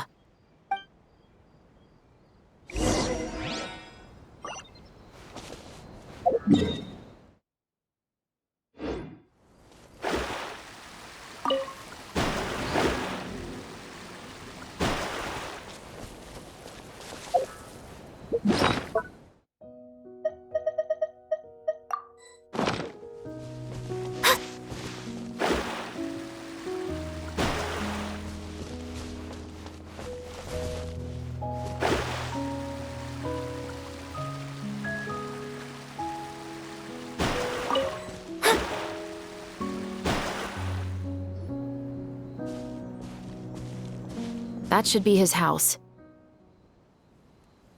There are so many Gardamex stationed around the place. That's pretty unusual, right? According to what he told me last time we spoke, he hired them so he won't be harassed or disturbed. Huh. So there are a lot of flowers in his garden, but Paimon doesn't think we'll be able to pick one without alerting the Gardamex. Right. Which is exactly why I think there has to be a special connection between him and the killer. So, should we knock? Just wait here for now. I'd like to take care of a number of those Gardamex first. But they're so far away. How are you planning to do that? Don't forget, Paimon, I'm actually the real-life captain of the Musketeers.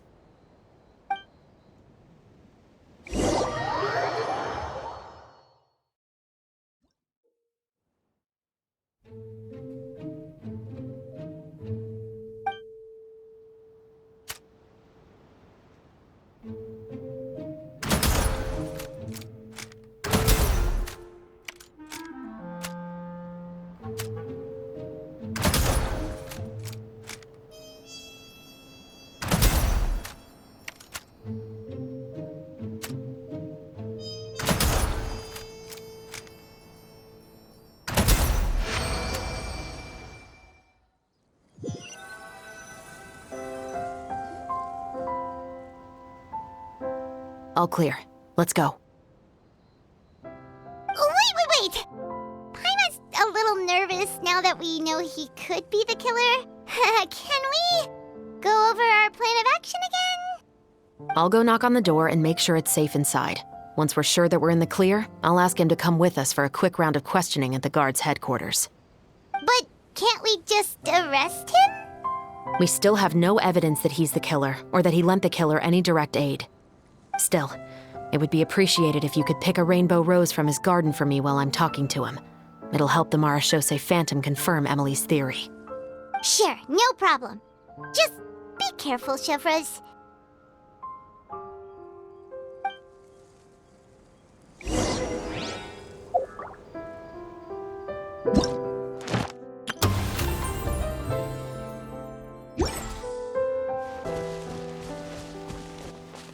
Scry the sky.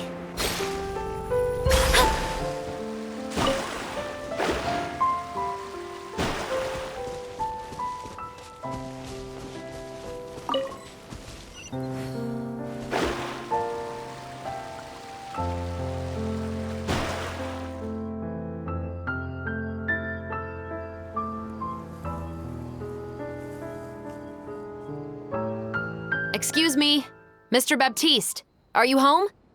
Who could it be at this hour? Oh, it's you, Officer Chevreuse. Would you mind accompanying me to the guard's headquarters, Mr. Baptiste? We would like to ask you some questions about a case. Oh, is it still regarding the murder case from before? I cannot confirm or deny that at this time. So it is then.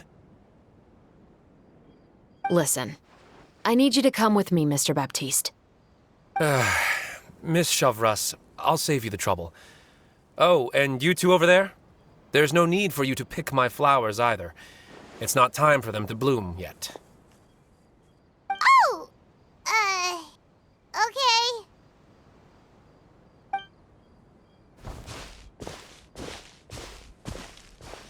By saving me the trouble, you mean... I will confess. I was the killer. Huh?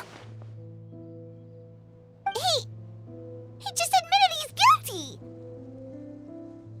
Please relax, everyone. I'm not armed. The musket you're looking for has been buried in my backyard. Then it's my responsibility to inform you, Mr. Baptiste, that everything you say right now will be used as evidence for the inevitable trial. Yes, I am perfectly aware of that. I must say, I hate this feeling. Oh? Is it because I confessed? Or because you've been proven wrong? Both, I suppose. For the same reason as the one I wrote out in my novel, of course. I did it to exact revenge. I know you haven't figured out the link between the two of us. Had you done so, I'd have been taken away to the headquarters a long time ago. But that won't stop me from always remembering his grotesque face. After all, he was the one who killed my mother. Your mother is still healthy and well. You know, I was adopted as a child. I was referring to my birth mother. That was never recorded in the orphanage's records. Please forgive a 6-year-old child for concocting some lies to protect himself after watching his mother die right in front of him. So, your novel, it was like a record of your life? No, of course not. It was a work of fiction with many embellished parts. But I am indeed the illegitimate son of a wealthy and influential man who abused his power to murder my mother. That part was 100% real. But the man you killed didn't have a Mora to his name. He was a hired assassin, an irredeemable beast who sank his fangs into a defenseless woman just for a few bags of Mora. But if that's really the truth, you wouldn't be telling us any of this now. You still haven't managed to take revenge against your father, the true mastermind behind it all. I never thought I'd hear that kind of thing from the captain of the Special Security and Surveillance Patrol. I'm simply skeptical about your motives. It's simple, really. I've grown tired of everything and don't want to shoulder this burden anymore. You may have considered me too soft to pull the trigger. Well, as it turns out, you are exactly right. I've become overwhelmed by the aftermath of the murder. So you're going to call a stop to your revenge, just like that? The true mastermind is too rich and too powerful for me. I've accepted that I will never be able to avenge my mother alone. And so what? The characters in your book never gave up. Now, Officer Chavras, I'm the one who has killed a man, aren't I? Are you trying to convince me to commit another crime? What's your father's name? How do you plan to prove the veracity of all of your claims? Well, I'd like to speak with you privately. Sure. Why don't we speak privately at the guard's headquarters? No, it has to be here. I must ensure that we won't be overheard. Fine. Let's talk here. When I said won't be overheard, I meant by anyone. I would like to speak with you and you alone.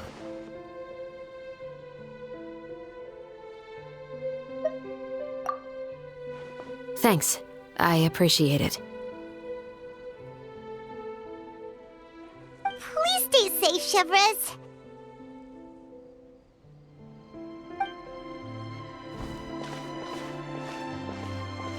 All right.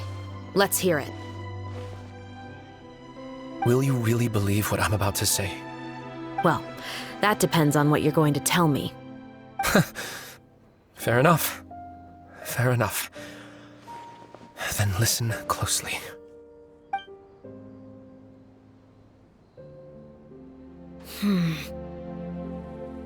So that's how it's all connected.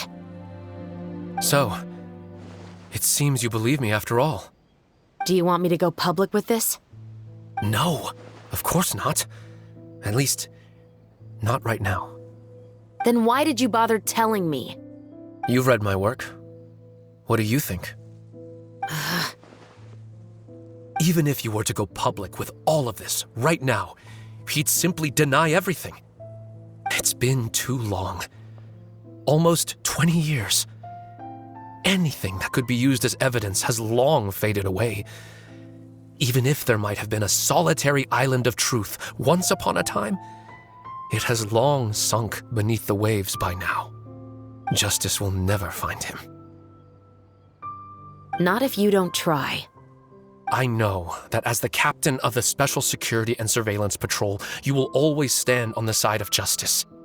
But do you really think a cushy life in prison really constitutes justice for him? I bet he could lead an extremely comfortable life in the fortress of Meripede. What are you trying to say? I've been observing you from a distance. Your portrayal of the musketeer was exquisite. Pull the trigger of justice against him. Let the villain get what he deserves. You want me to let you go so you may complete your revenge? No, Officer Shavras. I know that would be impossible. No. What I'd like is for you to perform the deed on my behalf. Oh, Shavras sure is taking her time. What could they be talking about anyway? Oh, Paimon's worried. What if he decided to attack her?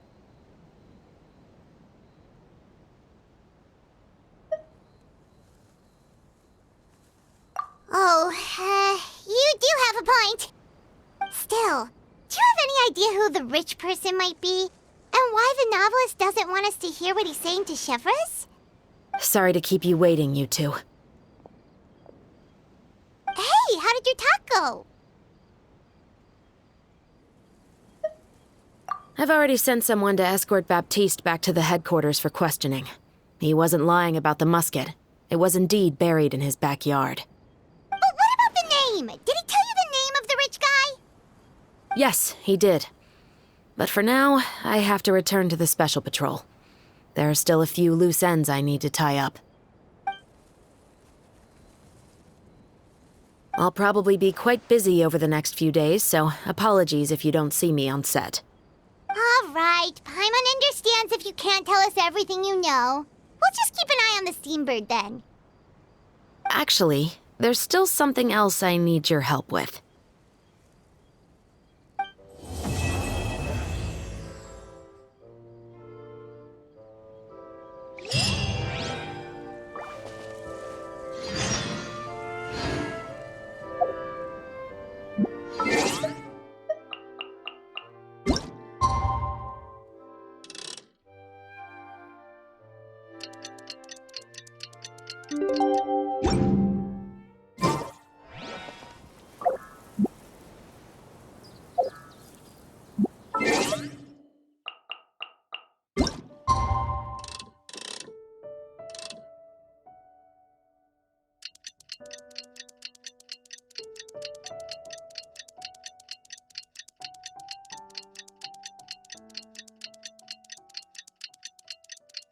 We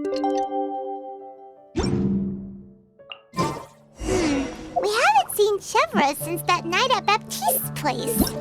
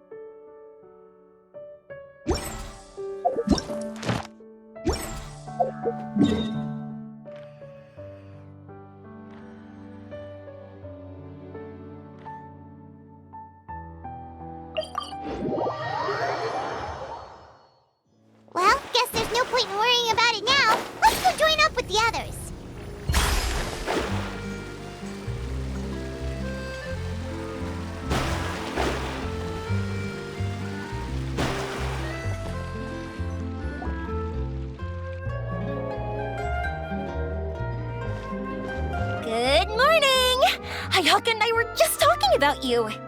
Is Chevra still not joining us today? Probably not. We haven't seen her either. Huh? That's such a pity. Director Farina said that we've only got a few small scenes left before wrapping up the entire thing. She even said that she'll get me into a couple scenes, so everyone will have a chance to shine in front of the camera. We were also planning on having a victory feast once we're all finished filming. You can join us, right? If only Chevra was here. I still haven't taken a photo with her. I'm afraid that can't be helped. Those special patrol folks are like phantoms when they've got a case on their hands. But to be honest, I'm even more concerned by what I read in the Steambird earlier this morning. It said that the killer in the murder case was none other than the author of the 2 Musketeers. Oh yeah, I heard about that too. He came forward and confessed his crimes, but gave no explanation as to why he pulled the trigger. We didn't know about this case at all when we joined the film. Is it going to affect the reception of our work? From a pure publicity standpoint, this will draw a lot more attention to our film. I have to say, though, that no director can be perfectly comfortable with garnering attention through means other than artistic skill. To be fair, I feel like that ship sailed the moment you allowed yourself to be named as the director on our posters. It's not my fault that I'm super popular. What was that saying again? My popularity has, Sunk to an all-time low? spread to the 4 corners of Teyvat.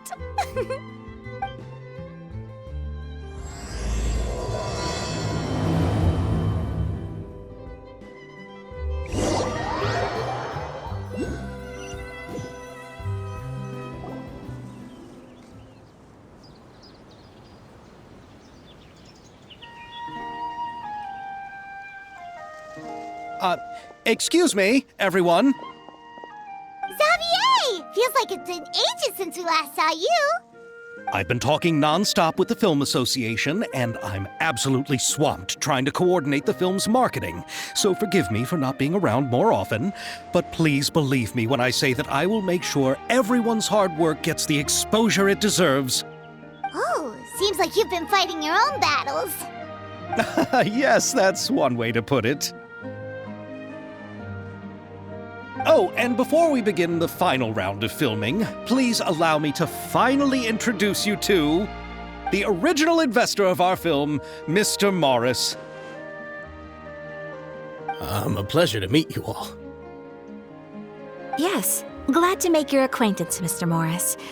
We've heard about the issues you've encountered with your financial situation, and genuinely hope that things have taken a turn for the better. Oh, well, the situation has indeed improved somewhat. Don't worry, Mr. Morris. Accidents and last-minute challenges happen all the time. There's no need to blame yourself over it. The good news is that we're almost done filming now, and I would even say that this is the best story I've ever seen. Is that so? I see, that's great news. All right, now that we've gotten all the pleasantries out of the way, let's get this show on the road. We'll mostly be filming typical people and scenery from the streets today to improve the sense of environmental ambiance in some parts of the film. Oh, and there'll be a cameo for Mr. Kamisato and Miss Yoimiya as well. They'll be used to show outsider perspectives on the fates of the 2 Musketeers. That's right. Ayato should be here any minute. Excellent! Then let's start with the scenery shots. Camera and clapper loader, you're up. Yep, we'll be ready. Remember, all we need are some wide zoom shots of the streets. If you happen to find some particularly lovely patches of flowers and grass, feel free to grab some close-ups of those as well. Ready? Lights! Camera! Action! Okay, now move the camera slowly. Try to focus on that flower. What's wrong? Just adjust the focal length a bit. something the matter? Huh? But wasn't it working fine for all the days before? Veronique, can we try a different camera? No problem. How about this one? All right, let's give it another try. Lights, camera, action!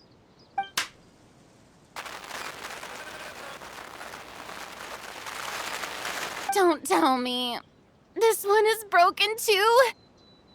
Veronique, do we have any other spare ones we can use? I'm afraid we only brought these two today. What? Then go find a workshop to get them repaired right away. Oh, and you too, Bono. Go find our spare camera in the warehouse and bring it back to the set. On it. Greetings, everyone. My apologies for the delay. Is something the matter, Ayaka? It seems like there are some issues with the filming equipment today. We're stuck for the moment. I see. Well, let's not just stand here twiddling our thumbs. Actors, to the makeup booth. We'll start on the next scene as soon as we get a working camera. The people at the workshop told me that the part which holds the lens in place seemed to have fallen off. That's super strange. It was perfectly fine just yesterday. Well, no time to dwell on that now. Let's get back to filming. Ahem! Quiet on set!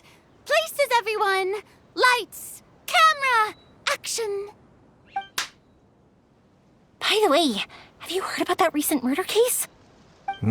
Yes, I have. It seems that they've caused quite the commotion in the city. I heard that the chief of the guards is so mad about not catching the culprit that he's about to explode. Oh? I find that quite hard to imagine, considering how he already looks most days. Director, we have a problem. Oh, we're in the middle of a take! Couldn't you wait until we wrapped up this scene? No, Director, our film, all the finalized film that we've been keeping in the case has disappeared. Oh, wait, what did you say? Mr. Bono, please take me to where the film was kept right away. I'm coming too. No, Yoimiya, you have to stay here. Oh. Okay, listen up. Everyone who's not working on this current scene can go with Bono to look for the film. Everyone else, stay put and wrap up the scene. Unbelievable. How could all these problems happen in just one day? We're back.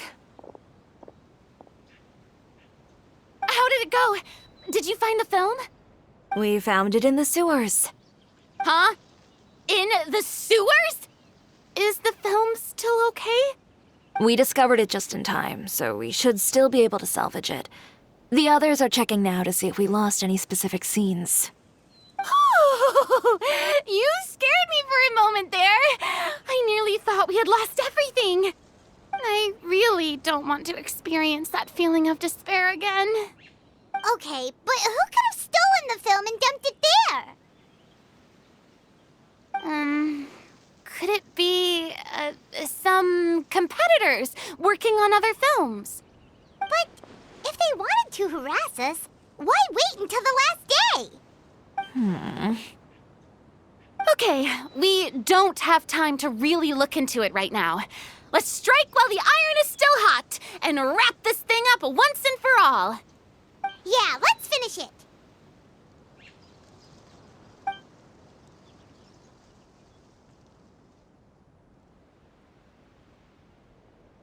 I would like to officially announce that our entry to the festival, The Two Musketeers, has now concluded filming! Paimon is spent. It's so late already. Even though the filming process proved to be extremely challenging, everyone provided valuable and unique contributions to the final product. Thank you all for your dedication and support. And just like Director Farina, I would also like to extend my most heartfelt thanks to all of you. Really, you've all helped me so much. All right, let's save the awards speech for later, and hopefully also get some rehearsals in before the real thing. Anyway, now it's time to party! Let's all make our way to the beach and have a celebration feast so loud and fun that even the blubber beast will want in.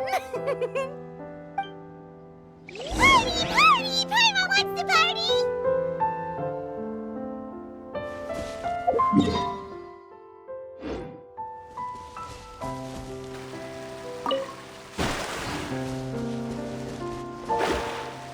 Whoa, this place is hopping.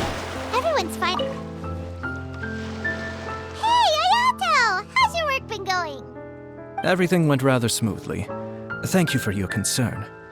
Ayato told me that we've already confirmed the dates for some Inazuma Fontaine cultural exchange events. So the next time we visit, we'll be doing so in our capacities as the representatives of the Yashiro Commission. Oh, that's great! Then maybe Paimon will be able to find Fontaine detective novels in Inazuma from now on. Oh, wait. Wouldn't Yae Miko get upset if that happens? That would be stealing some of her business.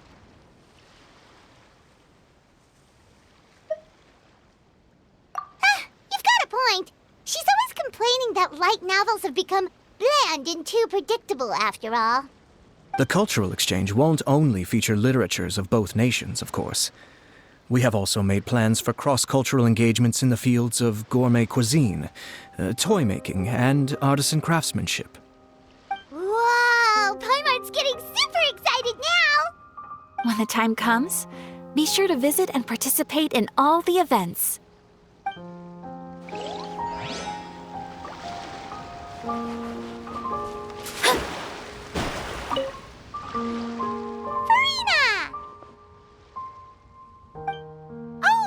My darling clapper loader and camera operator, you've both worked really hard. Paimon thinks you worked even harder than us. Honestly, Paimon was getting a little tired of playing with the clapperboard by the end of it. Worst of all, Paimon started having dreams of you shouting, "Lights, camera, action!" into Paimon's ears. The actual dream can't even start until you've yelled that. Hey, if anything, shouldn't I be more grand and delightful in your dreams? We've been through so much together, and that's how your brain remembers me? That's not Paimon's fault. We've just used the clapperboard too much lately. Anyway, what's most important is that we've wrapped the film. I'm pretty confident that we'll take first prize. Hey, no need to mention the official name. Wait, now that you mention it, if we did win the prize, would Farina just get a statue of herself? Come on, I don't need that kind of attention. Xavier can accept the reward on our behalf. But just imagine! Farina accepting the Farina Award and holding a Farina statue. I'm going back to my dessert now. You all can keep discussing that on your own.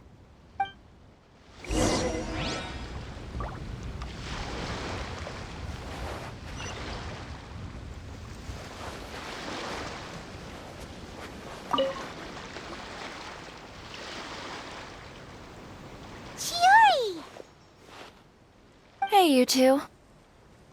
Are you not really into these kinds of big social occasions? Not particularly. But this is still better than Fontaine Fashion Week. But if this film becomes a big hit, people will definitely come flocking to your shop. Yes, that's highly likely. As long as the film can premiere as planned. Are you still worried about the case? That and all the obstacles we had to face today. You're right. It's as if all our bad luck just manifested at once. But why today of all days? No, it's nothing. We've already delivered the film to the editors, so there should be nothing more to worry about. How are you doing, Mr. Morris? You having a good time? Well, You could say that. Do you happen to know when the party is scheduled to end? Judging by how much fun everyone's having, I'd say probably not until well after midnight. Is there something that you still have to take care of at home, Mr. Morris? Oh, well, I'm just not a late night person, so I might take off shortly. Oh no! Silly me. I almost forgot something super important. Oh, what is it? I prepared a whole batch of fireworks for the party, but I forgot to bring them over from the warehouse. Fireworks, you say? Well, that's, truly a pity. Sorry things didn't go as planned. Could you help me carry them over, Mr. Morris? I won't be able to fetch all of them by myself. Me? Are you sure that you can't find anyone else? I just wanted to make this a surprise for everyone. The warehouse isn't far from here. We'll be there in no time. Pretty please, Mr. Morris. These are some of the best fireworks I've ever made. So I also want you to see them before you leave. They're stunning. I promise that they'll be a once-in-a-lifetime experience that you'll never forget. But... It's okay. Just come with me. If we're sneaky enough, nobody else will see us leaving. All right. The warehouse is right over here. I moved the fireworks there in advance, so it shouldn't be too much work bringing them.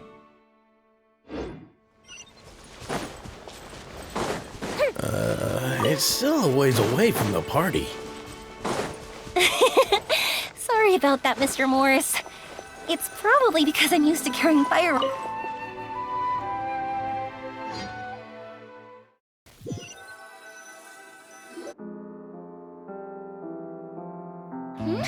It's dark in here. Wait here, Mr. Morris. I think the light switch should be somewhere over here. Why did I have to get roped into this? What was that?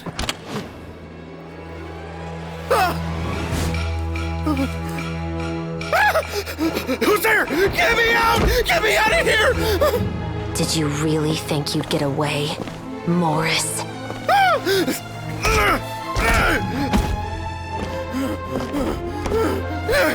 You've got the wrong guy! It wasn't me! I'm not the killer! You know, Eliza died a far more heroic death than this. She fought your assassin to the end, to save the children she had hidden beneath the floorboards.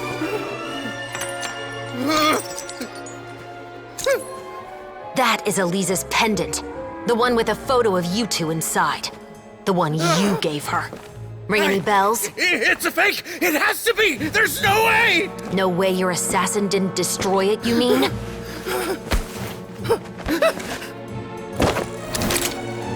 Did you ever love her, Morris? Or was killing her always the plan? No, please. Listen to me. I told Eliza to keep us a secret. I paid her plenty for her silence. I never thought she'd keep the child. Everything was gonna come out, and I had no choice. She'd force my hand. No! I'm begging you. I have money. Just name your price, please. You can keep your Mora, and you can go to hell.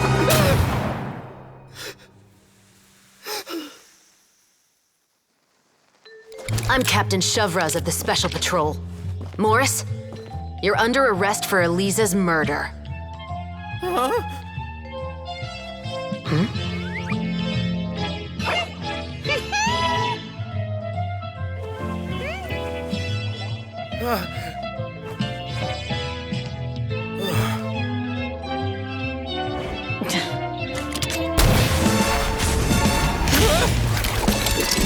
You're under arrest too, prop manager Veronique. Or perhaps I should call you the Second Musketeer.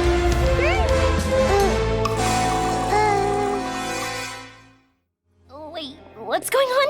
This wasn't in the script. Drop the gun, Veronique. Why? Why would you keep me from exacting revenge on this heartless monster? Drop your weapon. This is my final warning.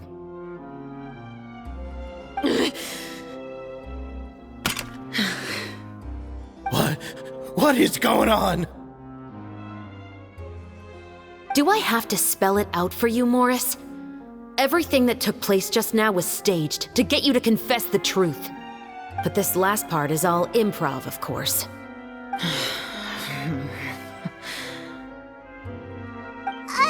Shivras, you told us you wanted us to help you stage a play. You never said anything about the second Musketeer. It's because even I had no way to confirm my theory until now. Thank you for your performance, Yoimiya. Could I trouble you to go and bring in the other Special Patrol members? They should be on standby just outside. Oh, and please tell the other cast members not to worry about us. We'll be rejoining them shortly. On it!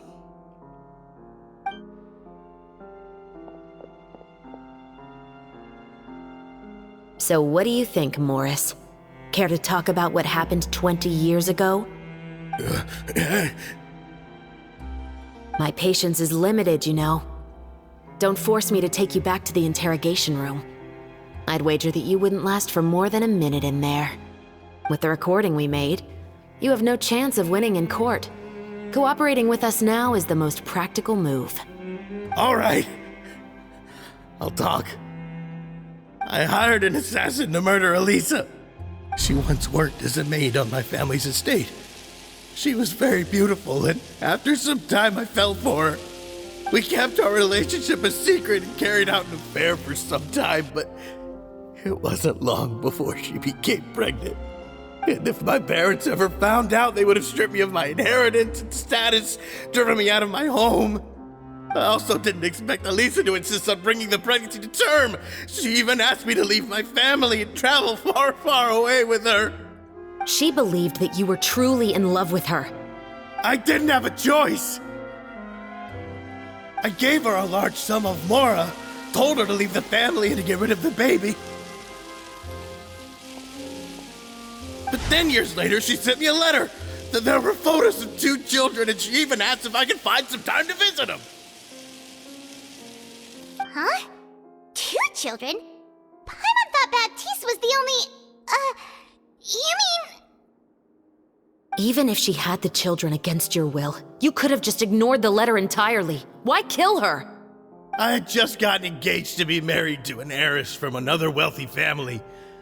So if anyone were to find out about Elisa, my life would be completely ruined. I didn't have a choice. No, you always had a choice. You just made the wrong choice. Again. Do you know how it feels to watch your mother be killed right in front of you?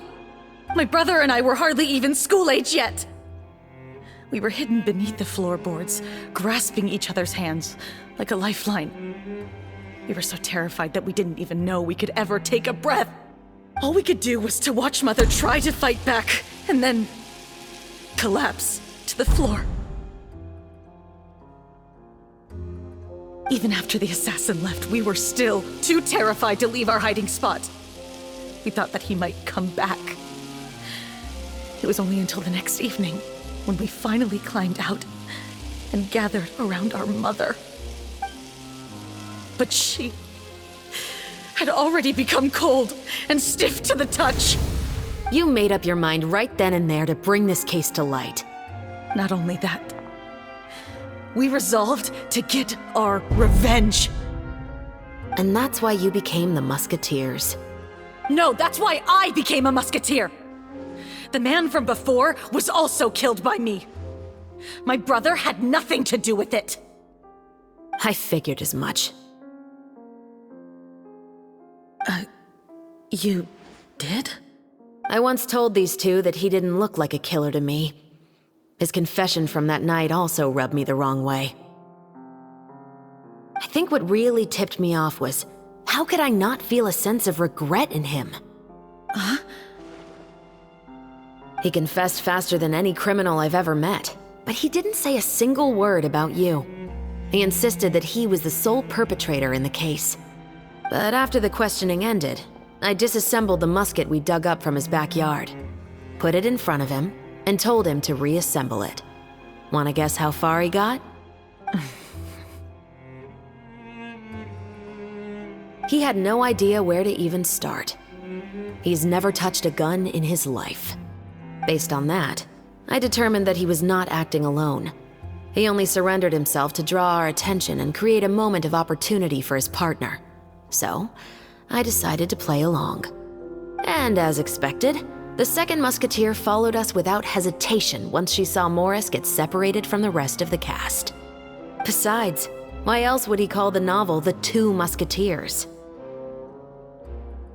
But how did you know it was Veronique? I figured it out the moment Baptiste told me his father's name. That so-called financial crisis was all just a ruse. He just wanted to sign up as the investor and then leave the film without any source of funding. After all, he has a vested interest in minimizing the reach of this story. It's really just the same thing as what he did to Eliza all those years ago. Human scum. But then Xavier pulled out all the stops and got the film made against all odds. Morris couldn't have that. With the killer in custody, he figured it was safe to act. And so he came to visit the set today, just as I expected. Wait, so you were behind all those mishaps today?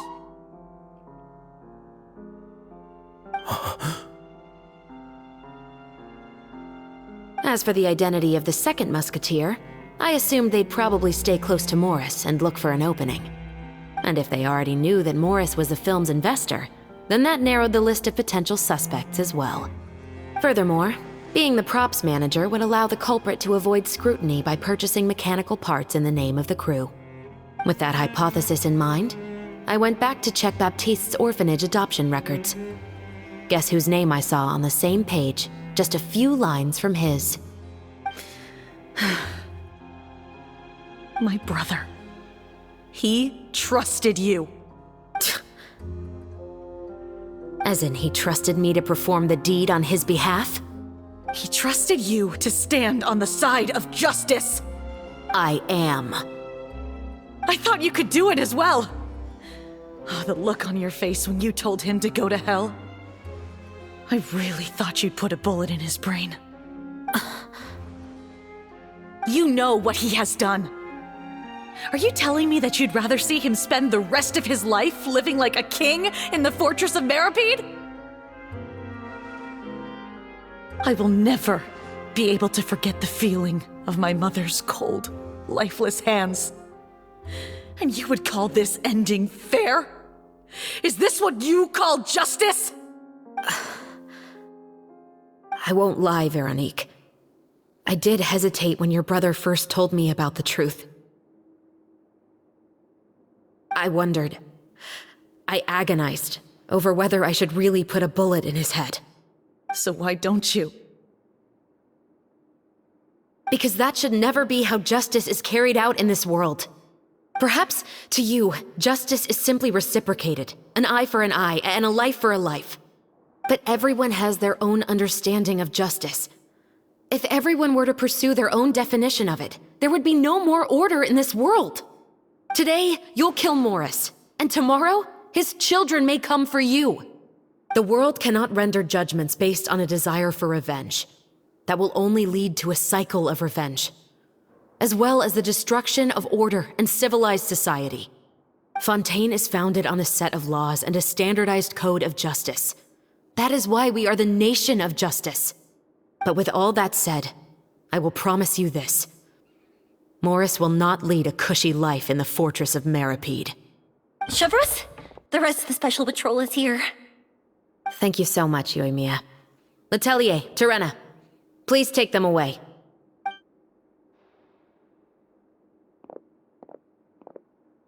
I still can't agree with your reasoning. I know. Justice has not been delivered. At least, not today.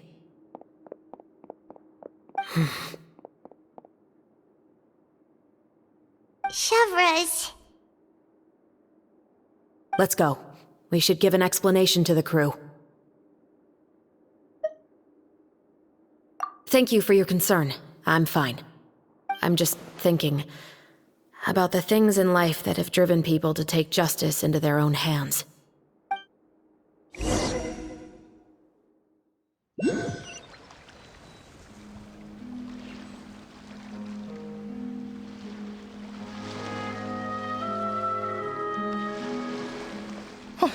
Who would have thought Morris would turn out to be...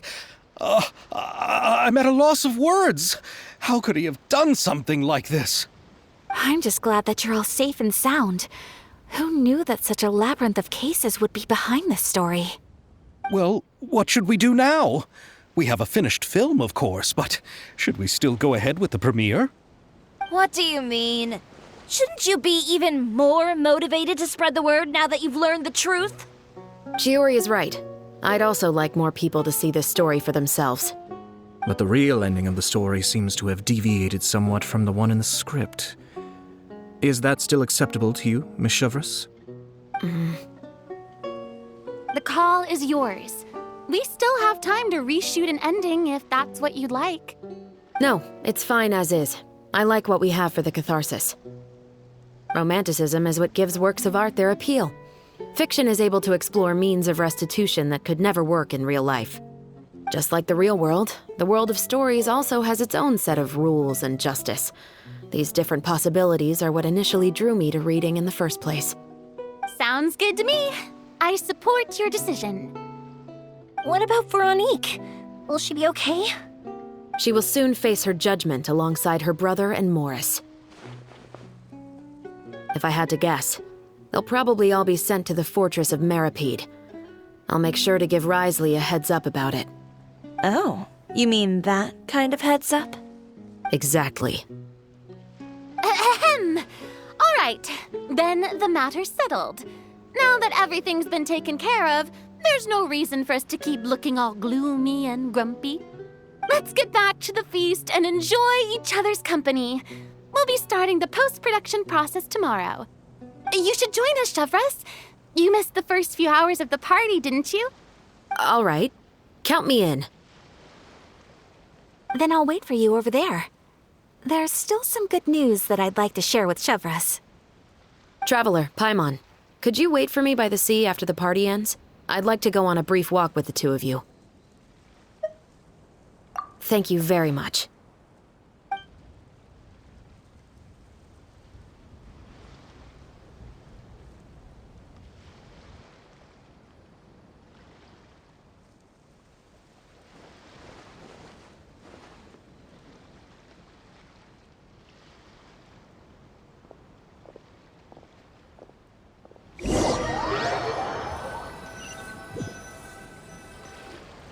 Sorry for the wait.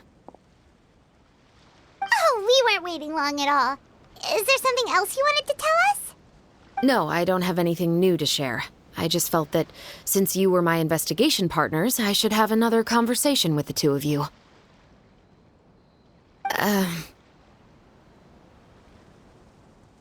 Traveler, how would you have responded to Baptiste's request if you were in my shoes?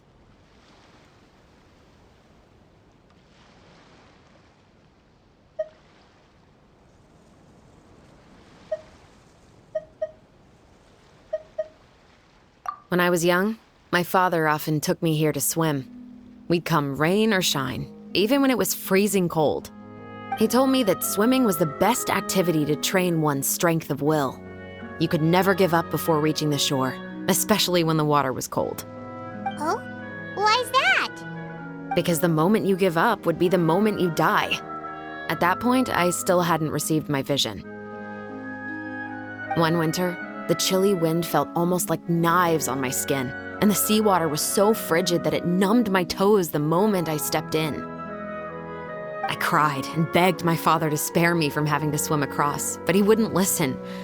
He used to be a member of the Special Patrol as well. You could say it was his way of educating his children. That sounds awful. When he saw that I wouldn't stop crying, he just picked me up and tossed me into the icy water. The bone-chilling cold took away my senses. I couldn't feel anything but fear and rage.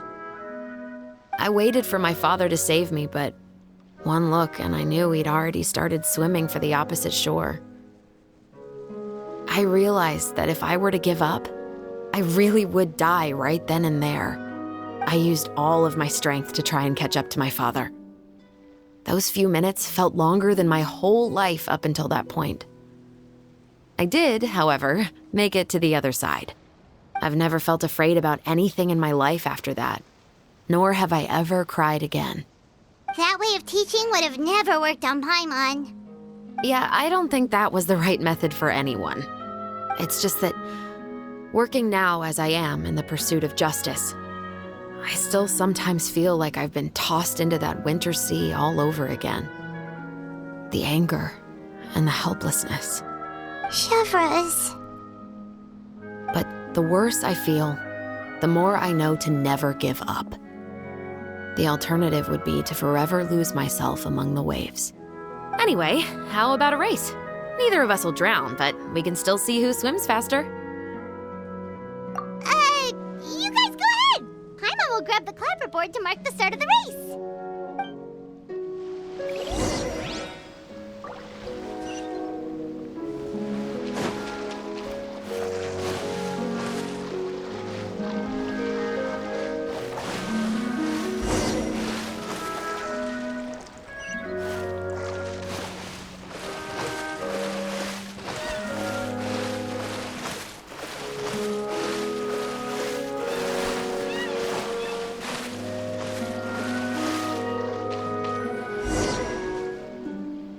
Whoa, that felt good. You were so fast in the water, Chevras! You were swimming even faster than Paimon can fly! So, about the special patrol, did you join because of your dad? Partly, but I'd say I was more inspired by the heroes I read about in stories growing up. Oh, so it's due to your love of stories!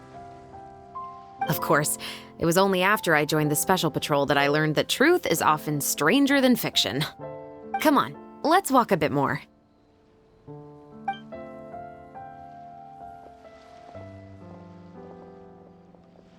To be honest, I do sometimes question whether the decisions I make are the right ones.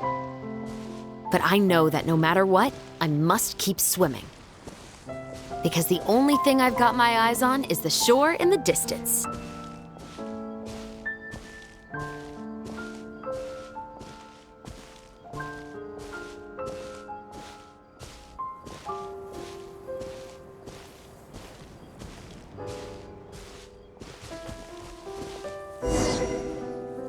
Thank you for coming on this walk with me. I feel a lot better after getting all that off my chest. Huh. We're nearly back at Baptiste's house. Huh. You're right. I didn't realize we were so close.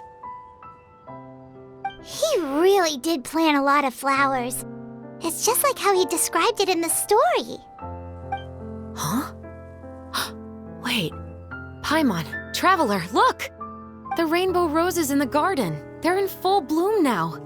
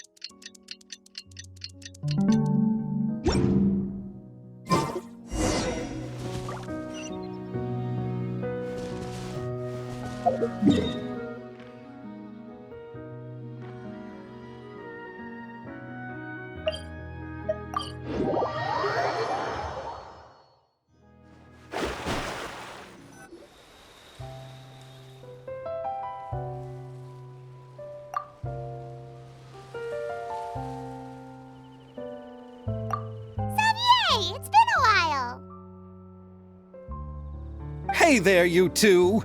Sorry I've been scarce. I've been buried in marketing and preparing the film for release ever since we wrapped post-production. The award ceremony is today, right?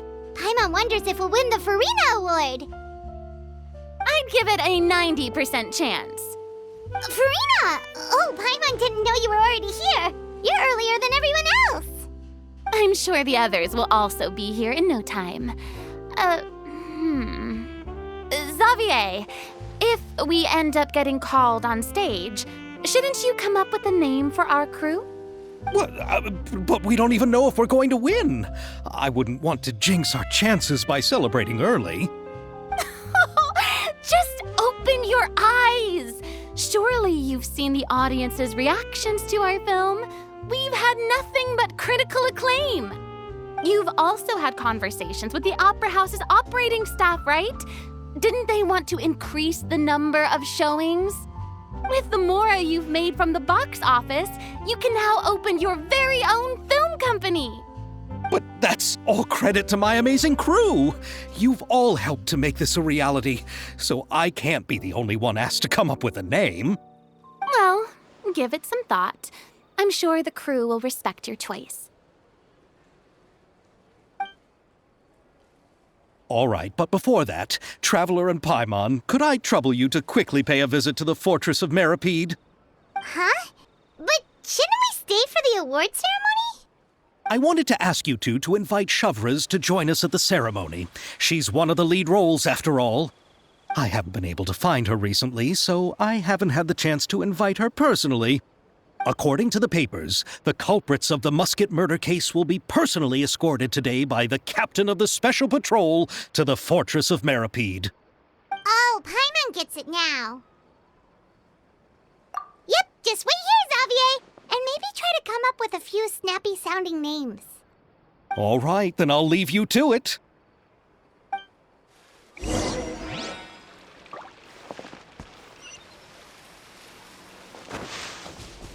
Yeah.